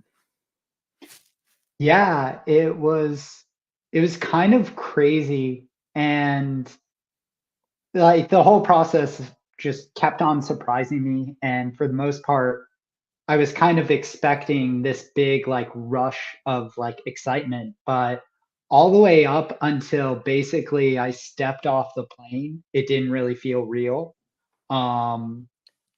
And just to show up to it so much earlier was just really exciting. And it was really nice being there so soon and getting to learn about it. And it has me really excited now for the future. And when it got real in a hurry, was that because you stepped off the plane and you're like, sweet Jesus, it's hot and humid? No, it got real in a hurry in terms of excitement. Actually, when I stepped off the plane, I was kind of relieved in terms of temperature, because I honestly thought it was going to be a lot worse. I feel like heat and humidity on the East Coast is far more suffocating than what it was like in Thailand, for me at least. And so honestly, yes, it wasn't as nice as, crisp fall air in the Northeast, but it wasn't as bad as I envisioned it. Yep. And Tom, for you, when it got real in a hurry, was that Good. And I haven't had a chance to sufficiently stalk your Facebook photos, just some of them. Did yours get real when you got to kind of put your hand on an elephant? Because that would be real for me. That's when it got real. Yeah. No. It didn't become real until I don't know when it became real. The whole thing was just, you're kind of in a daze the whole time. I think that the U20 athlete that went down on Sunday, that kind of made it more real and more panicky than ever. But yeah, the rest of it was kind of a daze. It was great. Mason, I got a question for you. How bad was it to wait 3 days? Yeah, that was really difficult. But honestly, going out and watching the other teams race really made the wait not that bad. Of course, I would have liked to be able to be out more, to watch more. And so that's the one kind of sucky thing about being the last event, is I couldn't go as hard with cheering as I would have liked. But it's hard to be nervous when there's so much exciting things going on, like seeing the trail teams and vertical teams crush it. It just adds to the level of excitement and joy of being in the event. So there's no real time to like sit around and get nervous. Echoing that point, I think it was partially Team USA and World Mountain Trail Running Champs doing a good job organizing everything and having things really laid out, from our like accommodations to meals to knowing where we needed to be when. But like in the prep to UTMB CCC in 2019, like I was so stressed. There was all this commotion going on. Like I didn't have that feeling of like, all right, things are like in a row here. And even going into Western States this summer, like the pomp and circumstance of like the, like, you know, kind of like initial info meeting on like Thursday and being around the Palisades at Tahoe base area, like kind of stressed me out and caused anxiety. And that wasn't present in Chiang Mai. And I do think a lot of that was the work that was done ahead of time by the organization and USATF. But yeah, I didn't feel that either, Mason. I was like really surprised not to be like, oh God, I can't go see the mountain, like the uphill race, because like I need to be horizontal. Like it was just felt pretty mellow. And so once you got into cranking, I mean, so if the vibe was mellow, I mean, the energy's got to be different. I mean, and Jeff, we talked about it a little bit during the segment with Nancy and Tom there, in terms of just wearing the Team USA kit. I mean, that really changes the energy, the dynamic, the emotion. But how about just the crowd level? I mean, now you've been to some pretty high profile races, whether it be in Europe and or here in the States. I mean, are you getting kind of what's that vibe? Is it kind of a course line with cheering fans like in Europe, or was it just a different thing? Still very magical. I think the organizers really wanted to put on a good face for the Thai government, and like there were children kind of lining the course through like these little villages we went through. The 80K got quite remote, so it was out there. The only time I felt that same like kind of magic, a little bit at Michigan Bluff, but Peñagolosa Trails is a really special race in Spain, and you like run through these like walled castle cities at like 2 a.m, and you think it's going to be dead quiet, and there's just hundreds and hundreds of people on the streets and at the aid stations, and it's like feels kind of like a cycling race in Europe. That's the only other time I felt what I felt at World Championships, coming into this like little mountain village, running through these like beautiful terraced gardens, like kind of farmers like taking a step back and cheering for us, and the whole village being out there. So not the, fans everywhere. There was a lot of just out there with the competition, but still a really cool energy. And other than the theme song that will never leave my brain, like coming into the finish area, felt so real. What's the theme you know, song? What am I missing there? Somebody tell I me about the can't. theme song. Don't do it. Tom can send it to you after, but they played the just same have the song on same- repeat for 5 days. Yeah. Yeah, the same song on repeat the entire time for 4 days. Yeah. That's awesome. Those was fans comparable may to have the been classic not track, following yeah. you though. The fans may have been following Zach the entire time. True. We had no idea how famous Zach is in Asia. It's kind of incredible. And he does have that pockets, but why Asia? No idea. Allie, do you have this? I see you on the back end. Thanks. Or I gave you the shout out. Hang on a second. I'm going to pull you in and then I'm going to kick you back out here in a second. Okay. So I saw some good pictures, good photos that you dropped with some of the residents there, the people from whatever towns or villages or wherever you were there. But you got the same pull as Zach. I mean, dude, you're a rock star. Where's Zach? No, I'm far from Zach. I got a lot of attention because I had won the first race of the weekend, and so that I think I was just famous for a weekend. I don't know if they'll remember me if I go back, but yeah, I think Zach's pull just comes from, I know, his international racing, even though it's not Asia. Like, I don't know, I guess probably they pay attention to UTMB and stuff like that. And I feel like, you know, people will follow people on Instagram once they win and stuff, but he keeps people's attention. He's so interesting. Like, even the times he was like not running too much, just like a real fun guy to follow along with, and funny and adventurous and just different. So I think he gets a lot of I see why people are interested. And that's, I was about to say, I mean, there's definitely an appeal to Zach, and especially in the past couple of years where he was in the injured bout, where he has to keep, you know, whether it be for sponsors or just to make him feel like he's doing his job as a professional athlete. And we talked about this, I think, one of the last episodes that he was on with us here for Trails Collective Live, in terms of just feeling like he wanted to stay worth his contract as like a professional athlete. He had to share like those kind of personal moments or kind of keep it real, like, so to speak. And I guess the trail ultra world is awesome that you all are still so accessible. I mean, you're willing to take your time out of the night and whatever, chat with me like nobody out here, when, like, I don't know, like I can't imagine that happens with other athletes or professional athletes in other sports or whatever. And so hopefully that stays with trail. I know all of your times and demands are probably getting harder pressed. There's more pull, but you're still so relatable. And like Zach is one of those that's really just like relatable. And I imagine that does get out there, it has this very personal appeal. And he's kind of like this, you know, this hero where it doesn't always work. He has tried and failed or come up short or whatever. And like, you want to keep cheering for that guy or that athlete or whatever. And there's definitely that hook. He also goes for glory. He like starts out races really hard. He lays it out that there. Means he ends up in the photos at the front of races and in advertising, or he's going to end up on the podium. But Zach Miller, like, he's got that Prefontaine energy when it comes to the start of the race.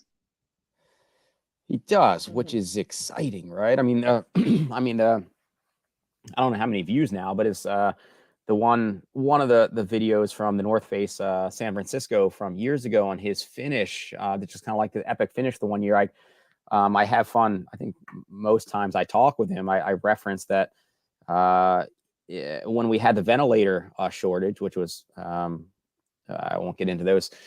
The politics there, but the ventilator shortage at the beginning of COVID, when everybody was getting hooked up to ventilators, I feel like we could have probably just saved a lot of ventilators. We could have had just Zach moving around with his lung capacity and his breathing capacity.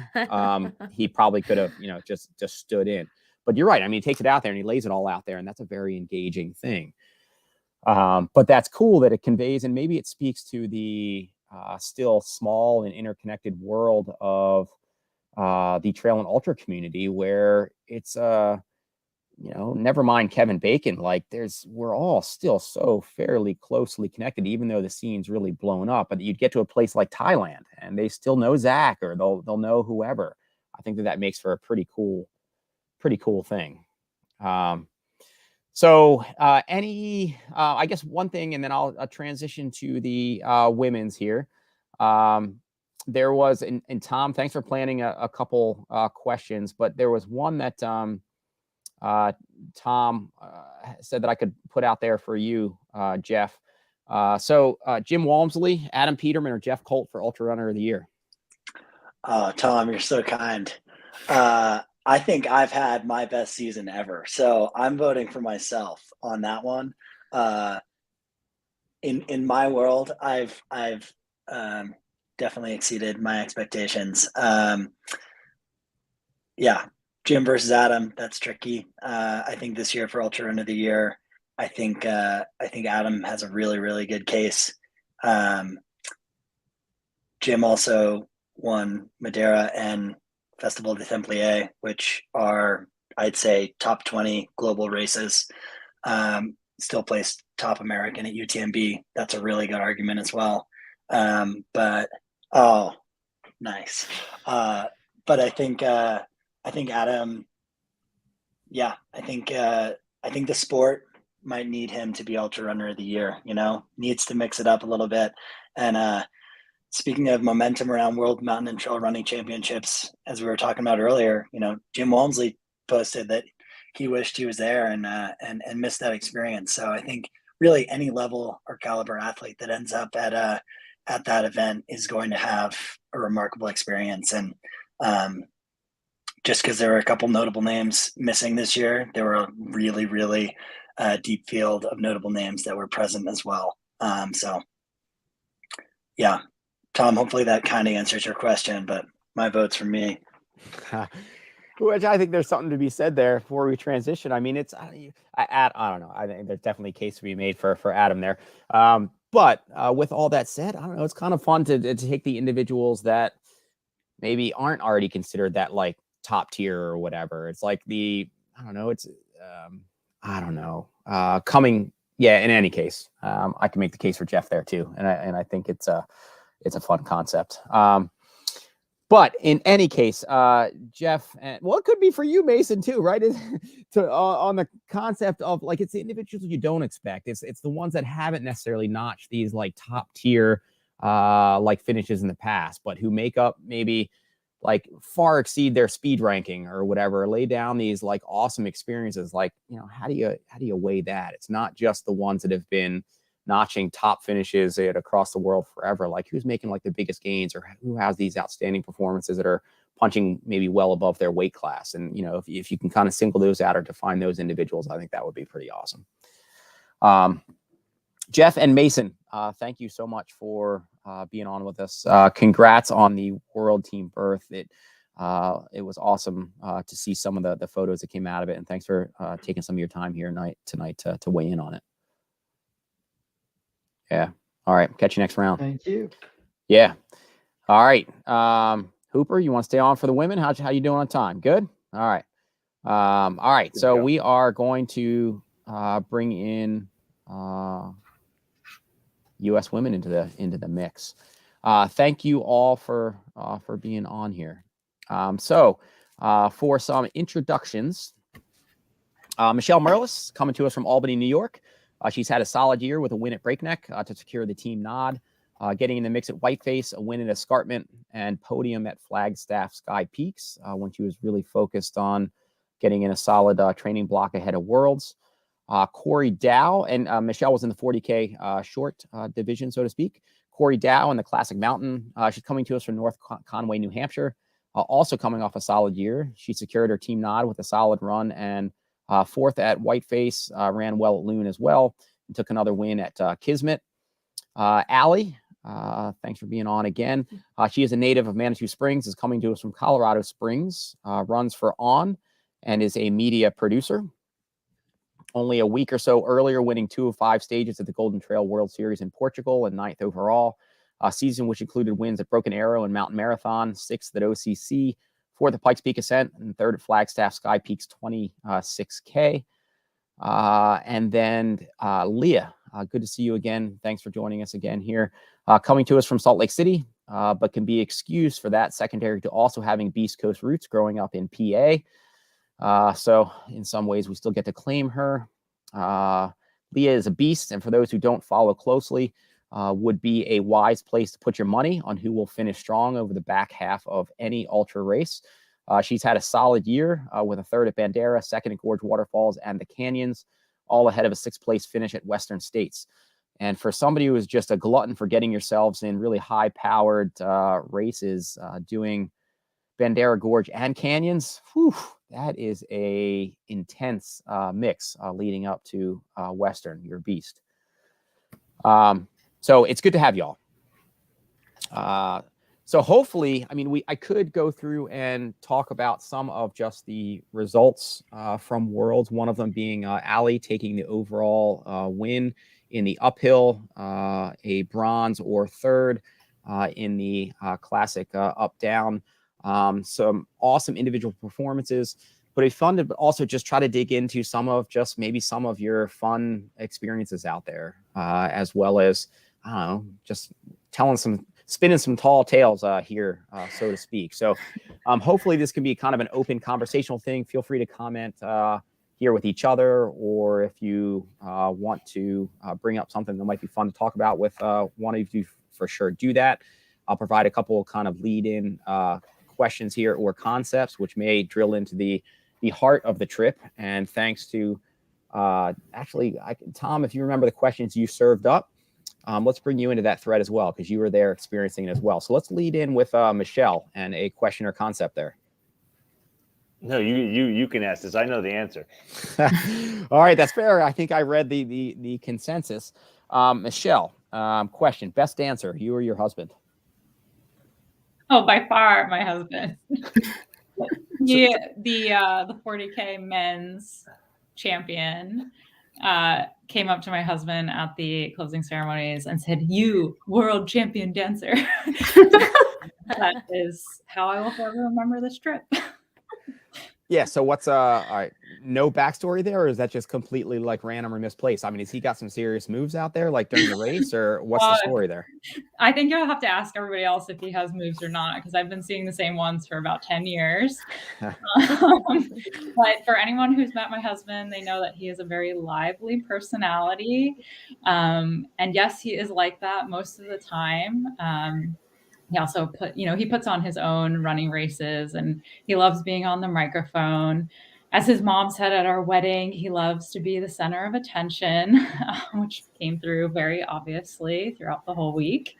And yeah, he can just, have fun by himself or with a crowd of people. But I guess the backstory is that at the closing ceremonies, there was a DJ, and the DJ was by herself. And then Josh started dancing, and then the DJ was on a stage that was overrun with people, and Allie was being thrown up in the air, and then they were yelling at people to get off of the stage. Got out of control pretty quickly. Dude, where's the focus out here at these world championships? It's just one big party scene as opposed to, I can't even follow this. What's going on? Hey, we waited 3 long days for that party. That's fair. All right. Corey. Also another one fed by Tom. So thanks, Tom. Is there a number that is too many pairs of elephant pants?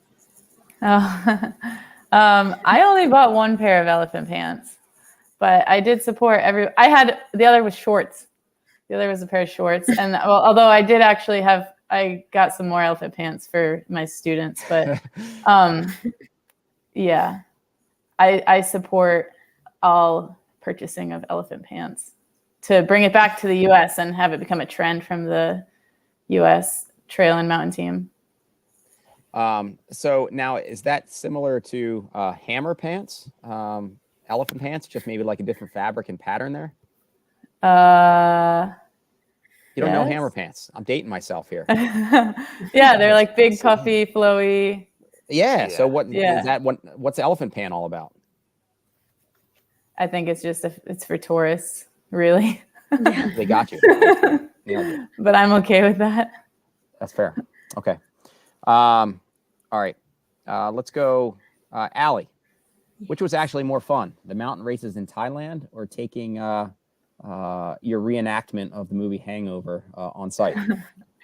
Oh man, that's a tough one. I think I was planning the hangover night all through my races, which like kind of helped me. Literally the morning of the classic up down was the last race of the weekend, and we were going to Bangkok the next day, and that's what I was looking up on the way to the race. Like, and if I can, that's what I do on a normal training day. If I can like focus on something else and then like just get my run in, I don't get as nervous, I don't get as stressed. And so yeah, that's how I'm starting to race, and it really helps. So yeah, I was like texting Andy while he was racing. So when he got his phone, I was like, this is how we're painting your face tomorrow. And yeah, so the backstory of Bangkok is where the Hangover 2 scenes were filmed. Well, most of it was filmed. And so I was so excited to go visit a few actual spots that it was filmed. And we made it to the rooftop tower. We made it to Chinatown. We made it to several of the spots. And then, yeah, there were the 4 of us all dressed up. That's outstanding. And it looked actually pretty fantastic. I mean, it's nice that they participated, but some were pretty close. I'm so glad that made my night. And they didn't even put up a fight. They were for it. No doubt. Allie, cool. Allie, did you do Andy's face? I did. Yes, I did. Thank you. It was just with some old Halloween paint at the hotel, but we made it work. And that's great that works. One of the so we just had so I'm an assistant coach here for Ithaca College women's cross country team, and some of them I think were just getting too stressed before some of the races and just weren't performing, and so decided to see if we could switch gears this past weekend before our regional race, and instead of talking about like strategy or whatever, which some of them have historically wanted to dig in, I tried to really switch gears and say, let's just kind of chuck that out the window and let's just talk about just like in the hotel room night before the race or whatever, all just sitting around changing out the spikes or whatever. And instead, let's just talk about what was maybe one of your most fun cross-country experiences here the past whatever. Or tell us each about, let's talk about one of your most fun races like ever or whatever, and just trying to switch gears and take the focus off of being so serious. And I think that it worked in terms of somewhat of a just switching into a positive energy. So that's cool that the kind of the hangover, the thoughts of that or other planning, Allie kind of serve that mechanism for you. So yeah. Leah, I don't have something fun to jab at you with, so I'm going to rely on your teammates here to tell me something or tell us something that may pertain to Leah from that trip that would be fun to mention. That's pressure in the moment. You're all on the spot. Come on, give me something. I think Tom's got a good aid station story. We do. We almost choked her out. So she came in with a bandana on, an ice bandana that she couldn't get off. So she's, is kind of panicking, take it off, and we can't get off. So we have to go up and over her head, where we may have pulled on it just a tad hard. And yeah, she did. I survived. She made it. She made it through the race, so it was all right. A little cervical stress fracture, but she still came out on top for the team. So how about for all of you? And I'm not sure, is this for Michelle? I know it's your first time for representing the U.S., right? Corey, you as well. Leah, is it for you as well? You haven't? It is, yeah. And then Allie, I know you've been all over the place. You've been prior world championships a couple times? Yeah, 3 times in 14, 17, and 18. Yeah, right on. So does that, I don't know, I imagine each time would be just as special, I guess, starting with you, Allie, kind of Jeff was talking about where you guys have all been to some pretty high profile races at this point, but there's just something very unique and special about just kind of suiting up in the Team USA kit. Totally. I have a couple things to say about that. One is, I think it gets more special each time. Well, I mean, the first time was like super cool. But each time has been really special for me because I had 17 and 18 in a row, but there's been big gaps in between. Mostly either injuries or just doing other things in life, like working. And like I moved to Nashville, and yeah, just switching gears. And so like, I never know if like when will be my last. And so like, and also to like come back, like after 18, that was a long time. And I didn't know if I'd ever make a US team again. And then, yeah, things came together this year really, really well. And so yeah, each time it's just like a blessing.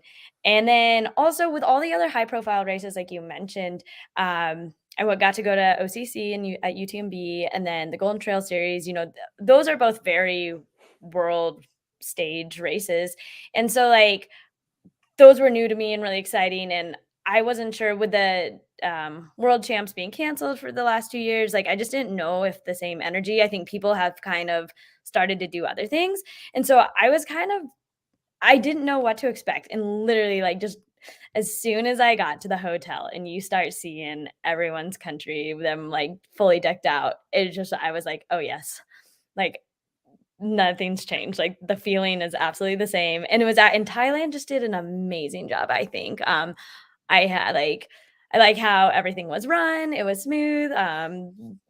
Courses were beautiful. I loved all the setups, like how we ate. They always had like tons of tables. Like the last night was a really good dinner, and they had tons of tables where awards were, and it was outside. We had food trucks during the rest of the time, which I know like some people were hesitant about, but you could go out if you wanted to, but like the food trucks I liked because they were also local. Like it wasn't like they were just feeding us like in a dining room. So I thought that was unique. But yeah, just in having been to Worlds, like I didn't really put it together, but Ellen pointed out, she's like, you're stacking up longevity. Because I was talking about some other, like Andrea Meyer from Austria. She's been around so long and doing so well. And then Ellen reminded me of that. I was like, yeah, I guess the years are adding up. But it's fun to see some of the same people from 8 years ago. And you remember them and they remember you. And it's really cool. And it's definitely a community that is tight. And so with that gap in there, with injuries, with life kind of getting in the way, with COVID, everything set back. I mean, at some level, I don't know, that's got to make it all the more meaningful, because you're kind of over this hump of hurdles or other just things that have come up, and it's like I've made it. I'm kind of back on this stage or whatever. I do. I feel pretty confident right now. Just because like I've learned so much in like my whole career, but just like staying healthy and like knowing how much is too much. And I was able to handle more than I ever have racing wise. Like I used to only race like a couple times a year, and I definitely did a lot more this year. And yeah, I'm learning how to balance that. And so I'm really looking forward to the next year. And also like having met so many people this year in the community at all the races I've been to. And I loved how big our team was this year, that we had the long trail and the short trail and the uphill. I will say like, I didn't get to like socialize with everyone as much as I thought I was going to. I think the days went by fast, and I don't want to, it wasn't chaotic, but it was like everyone had their own schedule, and yeah, it just seemed like there wasn't enough time to hang out with everyone. So that was like the only bummer. But other than that, it was really cool to have a big team and have us all there together, rather than it used to be like the trail was separate from the mountain stuff. I think it went well having everyone together, and looking forward to next year. And for Lee and Corey and Michelle, I mean, just I don't know, I shouldn't say I imagine, I don't know, it might be different for you all, but for me growing up watching the Olympics and always thinking of the Team USA or whatever, I never put myself in those shoes. But for you all, I don't know what you envision, but in terms of like getting this stage and the meaning and I don't know, I necessarily put that into words, but just the time where it gets real for you, or the sentimentality of that moment in donning the team kit. I know that's a pretty kind of powerful but diffuse concept, but anything that you can kind of comment there where it got real for you, or just the emotion, or kind of like something you always envisioned or not? I think what was really cool for me and hit home was the opening ceremonies that we had. I think the day before all the events took place, and that's when all the countries walk in together to this like amphitheater space. And that was just amazing because there were some countries that might have just had one representative, and we had a whole unit there. Like we had tons of people, and it was just phenomenal. Like seeing other countries walk by, like people you recognize, you give them a hug if you saw them at like a different race this year. So I think it really demonstrated the intersectionality that is ultra and trail running right now. It's like, yeah, you compete against all these people, but you can be friends, and it crosses country borders, and that part was absolutely incredible for me. And being able to be in the midst of the race and running around like people from like 10 to 15 to 20 different countries at any given point in time, it's surreal because it really was the world stage. Like each country brought a few of their best people, and that was just an incredible environment to be surrounded by.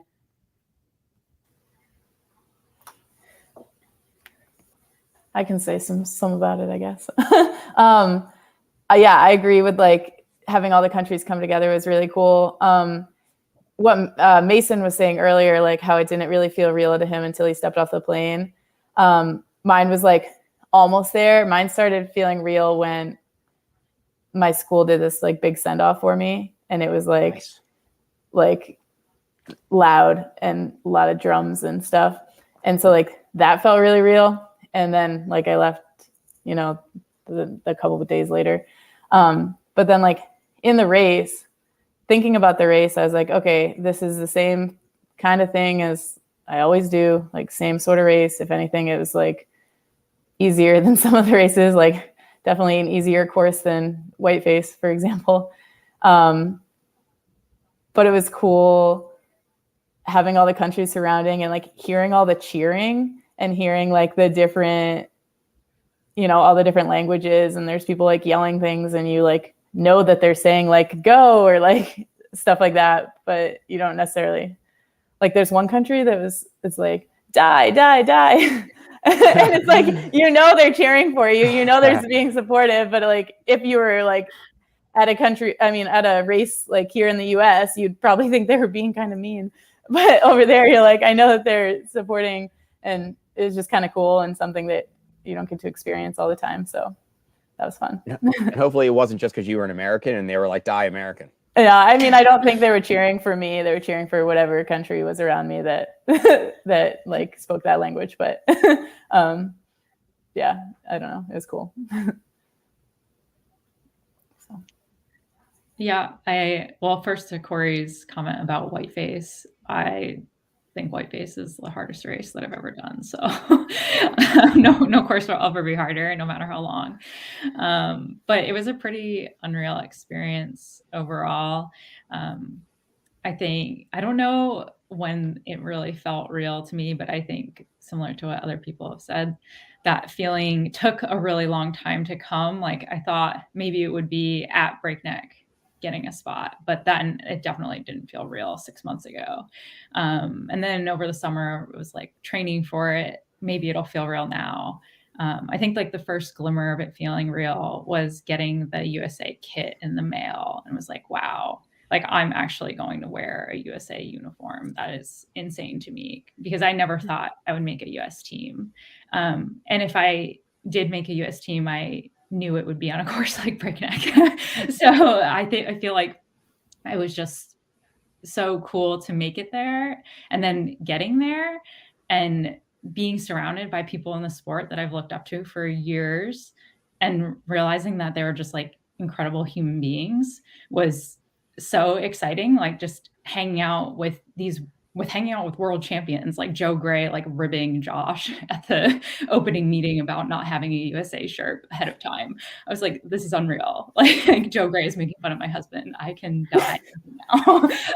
So it was overall just such a cool and unique experience. And I think this got talked about a little bit with Tom and Nancy, but I hope that the highlights that people got to see from the event encourage more people to think about wanting to make a US team, because I don't think that I would have ever really thought about it or given myself a chance. And I think there's a lot of people who could get a spot, who maybe just haven't considered it before, and maybe don't really know what it's like to be in that environment and to experience everything. So I hope that there's a lot of people who feel excited by this and want to give it a shot for 2023 or beyond that. And so how about that poll? We talked about a bit about it with the with Jeff and Mason and Allie. You're on there for a part of it as well, and Tom. You're all, I mean, I shouldn't say you're all being pulled, but in some ways you're all being pulled. You got people like me now reaching out and be like, hey, come talk about this for this night or whatever. But as you get better or more high profile or whatever, like, Allie is a professional runner now. There's a lot of pull there. I mean, and you mentioned it in terms of historically, maybe you wouldn't have raced as much. And now you're just like crushing it with like back-to-back really intense efforts, and knock on this wood table here for you. But like, that's a lot to go hammer out the Golden Trail World Series, not just like one race or two races, but like 5 races or whatever, and then double back with like Worlds, like in that short a span. I'm no doubt there's a lot of stoke there, and that's exciting, but man, like that's a lot that you're just crushing. Yeah, I actually only did 3 of the stages. I mean, slacker. Yeah, exactly.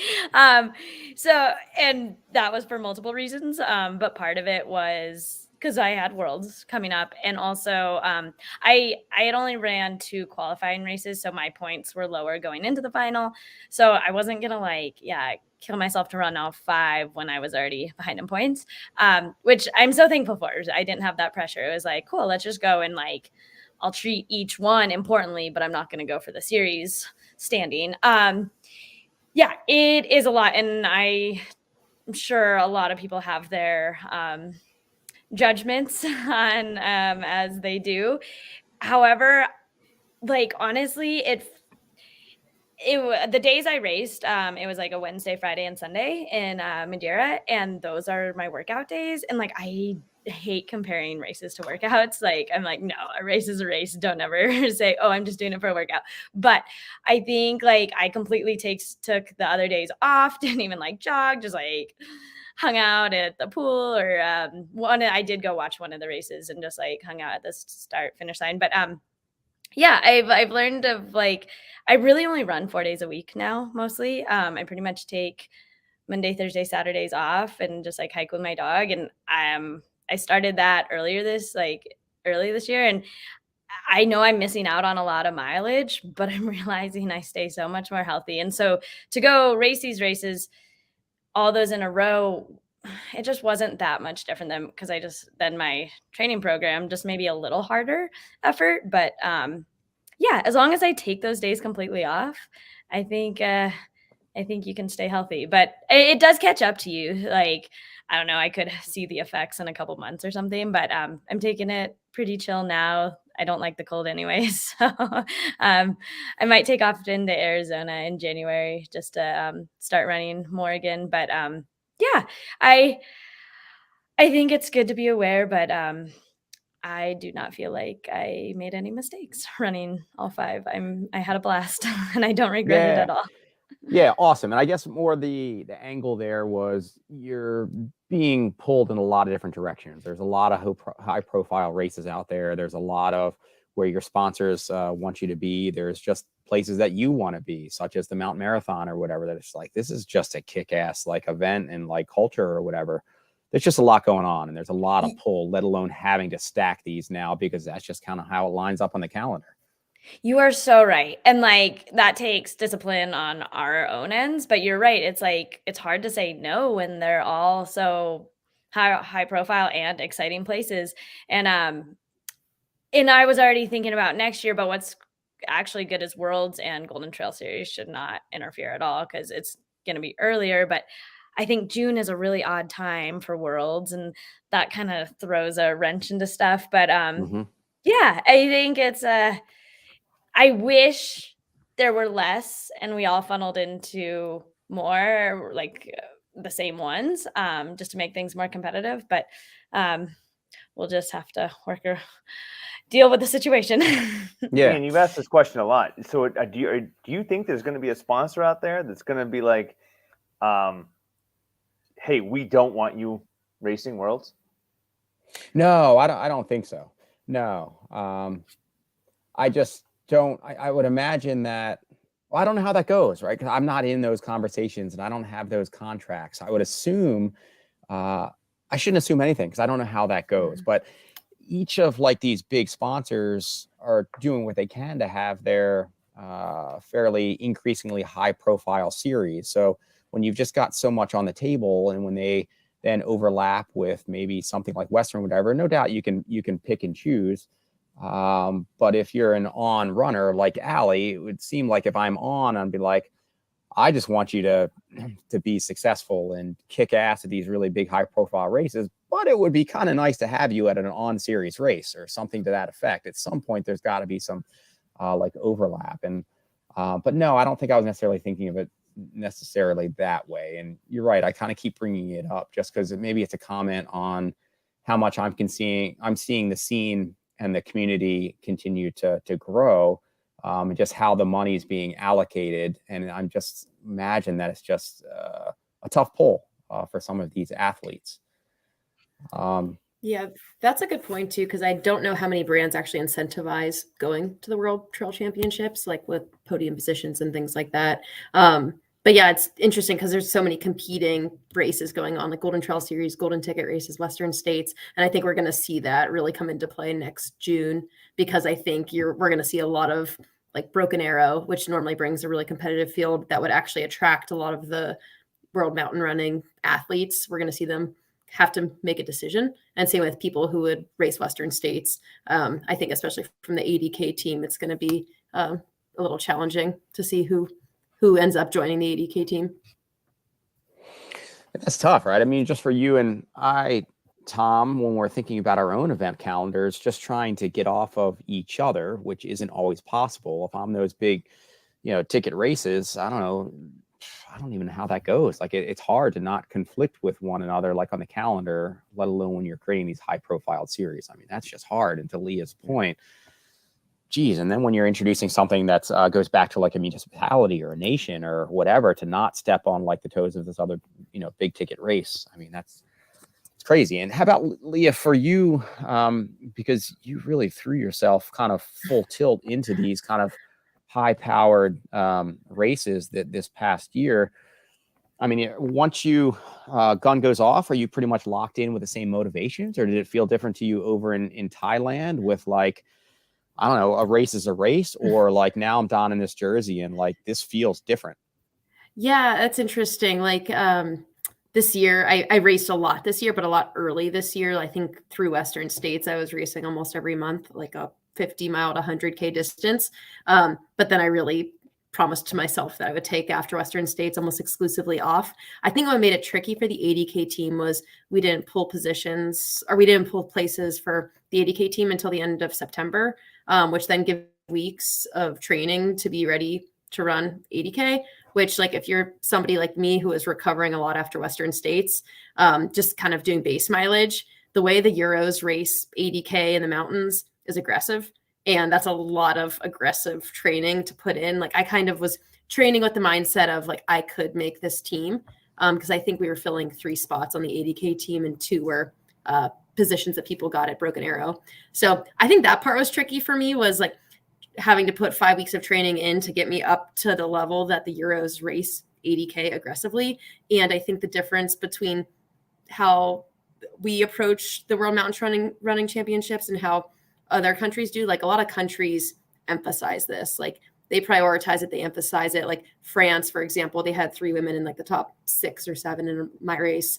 And like they want their athletes to show up like ready to go. And like that's their A goal for the season. Whereas I would say more often than not, this is like an end of the season type of thing that athletes participate in. So it's not often the A race of the season.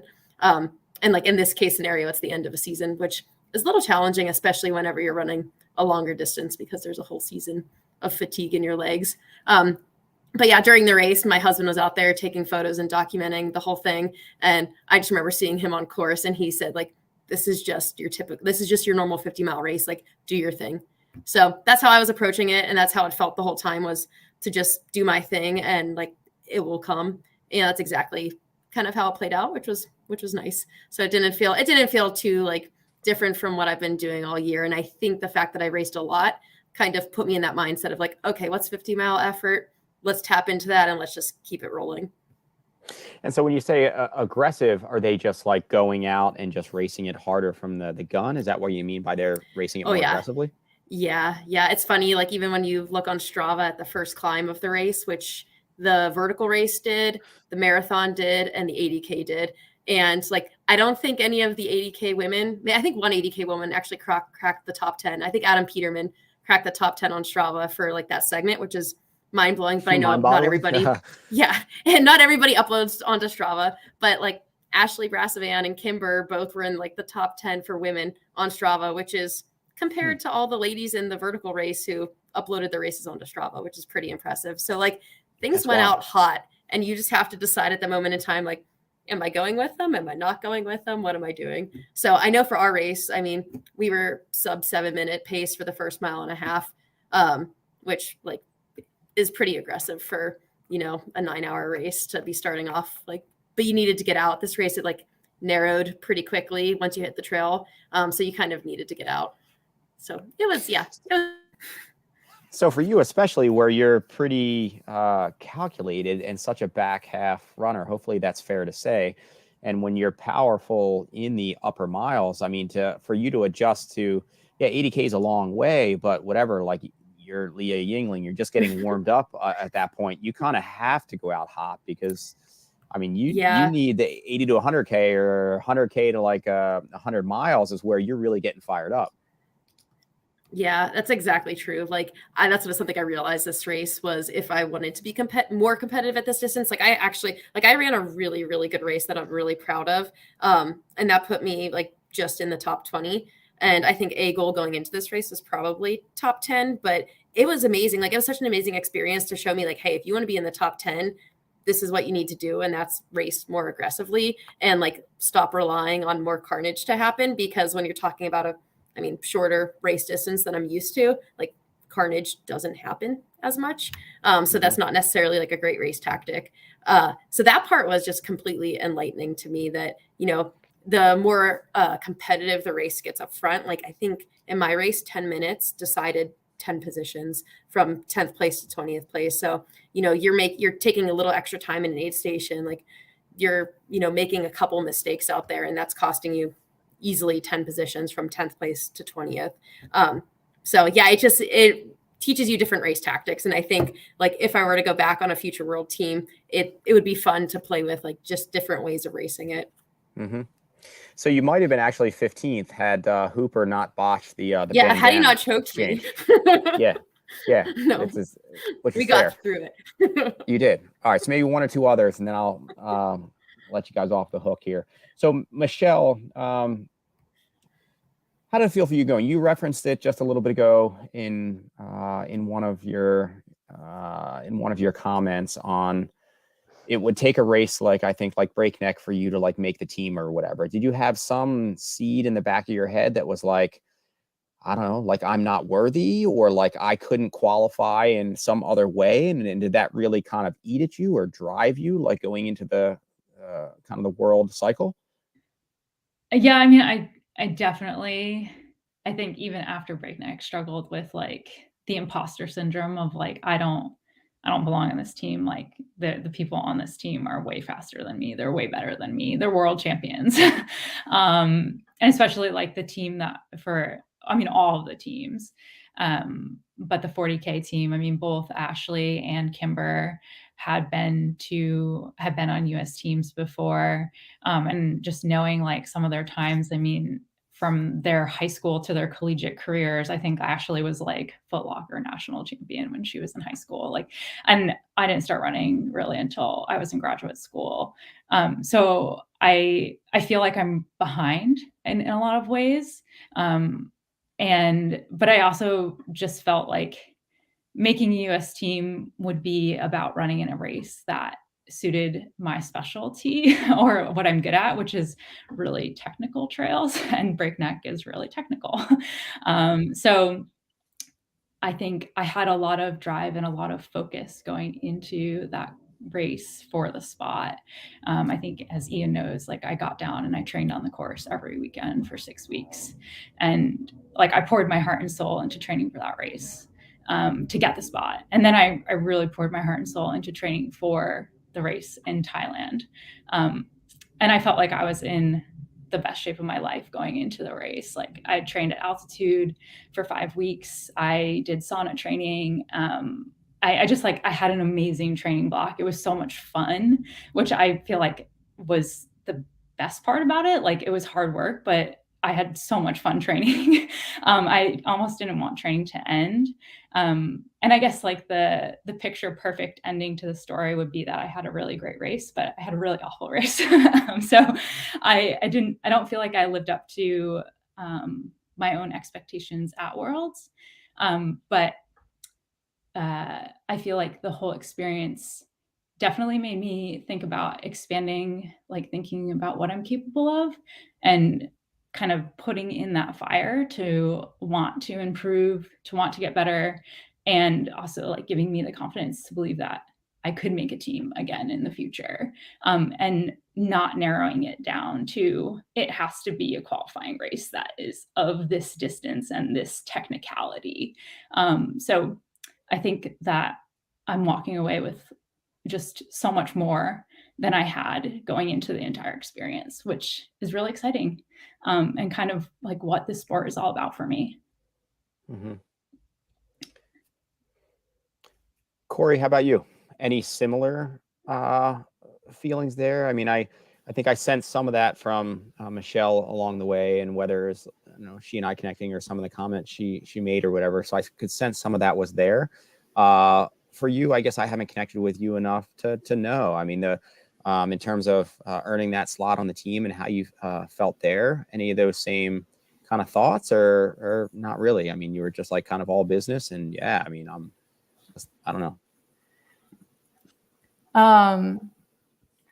What's the question? Yeah, that's exactly? fair. That's kind of dispute. Yeah, there wasn't necessarily right. It's more like the concept, right? Like your first go in terms of like earning your slot. It's like in terms of being there with prior team members or champions or whatever. I mean, did you feel like you were in your element and like surrounded by like I can run with like anybody out here, or it's like, oh geez, like I'm kind of out of my element, or like I don't belong or like deserve like any of those types of thoughts, just being your first round and qualifying for the team?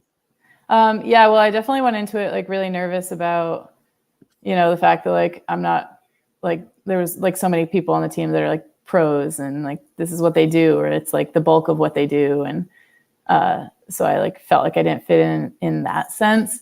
But then as soon as I got there, everybody was so nice. Like I couldn't get over how like welcoming everybody was and how like laid back people seemed. And I didn't feel like people like felt that they were better or worse than other people because they were sponsored or not sponsored or whatever it may be. So, so once I was there, I felt like much better. Like I'm a pretty shy person when I first meet people.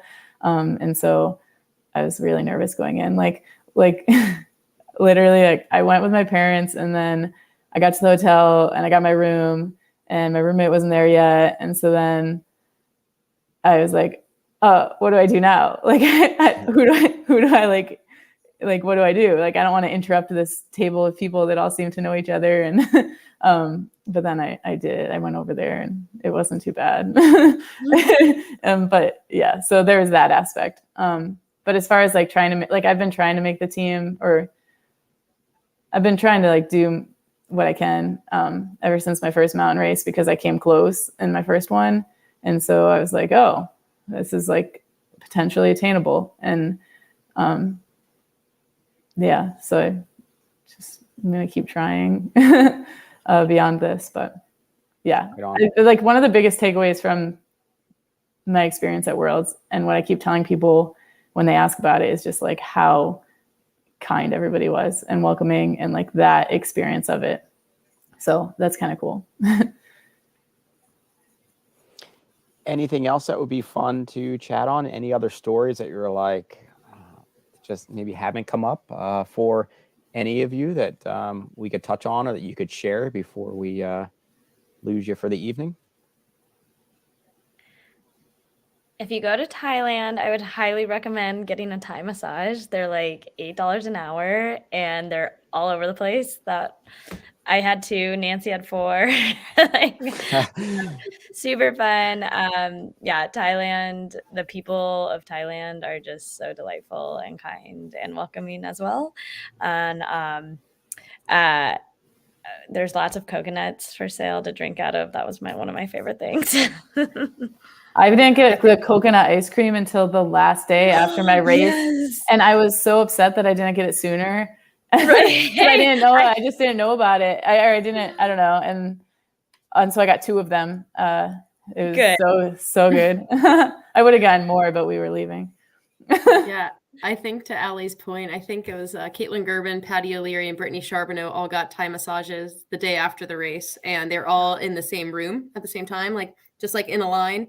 And I think they did the massages not in unison necessarily, but it was very much maybe 5 minutes separate. So the person who was going to get the massage next knew when something painful was about to happen, because they had about a 5-minute warning, because they heard the other person moaning in pain. So that's really I think that'd funny. be very fun as a post-race experience, is to do that with a bunch of people who race the same race as you and just, live the pain together. Yeah. That's really funny. Mine actually weren't that deep, but I had That's one good. after, but mine was 2 days after. Maybe I wasn't sore enough. I mean, Yeah. they raced 50 miles, so I can't talk to that soreness. Just a full body pain. Yes.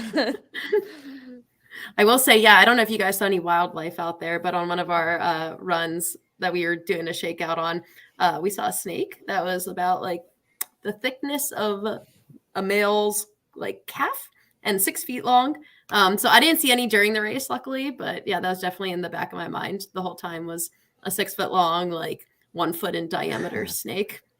I wanted to see more wildlife like that.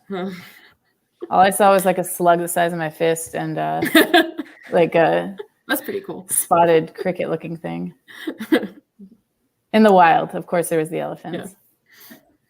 My scariest wildlife encounter was actually at the airport in Chiang Mai before we left. We got lunch at a restaurant right before, just before our gate, and a spider about the size of my hand was crawling across the restaurant floor. So I think I would have preferred to see that in the wild as opposed to the restaurant. But also very thankful to not see any snakes on the course.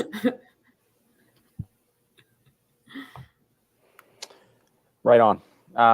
Well, I really appreciate you guys taking some of your time out here tonight to share. Again, I know you're probably all pretty pulled in different directions and still recovering, but hopefully it was fun to process and share a bit. So I'm grateful for it. Tom, thanks for taking a big chunk out of your night tonight. And I'd say given of your time to go over there as a team manager, but no doubt that was a pretty amazing experience. So Yes, what do you all... Wait to have him in Austria. The whole staff, I had so much fun. I always have fun with Ellen and Nancy, but to have Tom and Carol and Richard there, it was great. So thank you guys. And anything, are you guys pretty much wrapped for the season? Any of you have anything else still on deck, or a race you're most excited about for next year? I have some friends trying to peer pressure me into doing quad dipsy next weekend. So we'll see if I do that or not. But otherwise, shutting it down. Yep. Yeah, I'm done for the year. Definitely every day, kind of scheming next year, but my plans keep changing. I'm done for the year too. I mean, I'll do a turkey trot for fun. Yeah, also done for the year. I had a lot of time in my 40 plus hours of travel yesterday, today. I'm still not sure what day it is. But somehow in all that time, I didn't think about what I would do next year. So we'll see.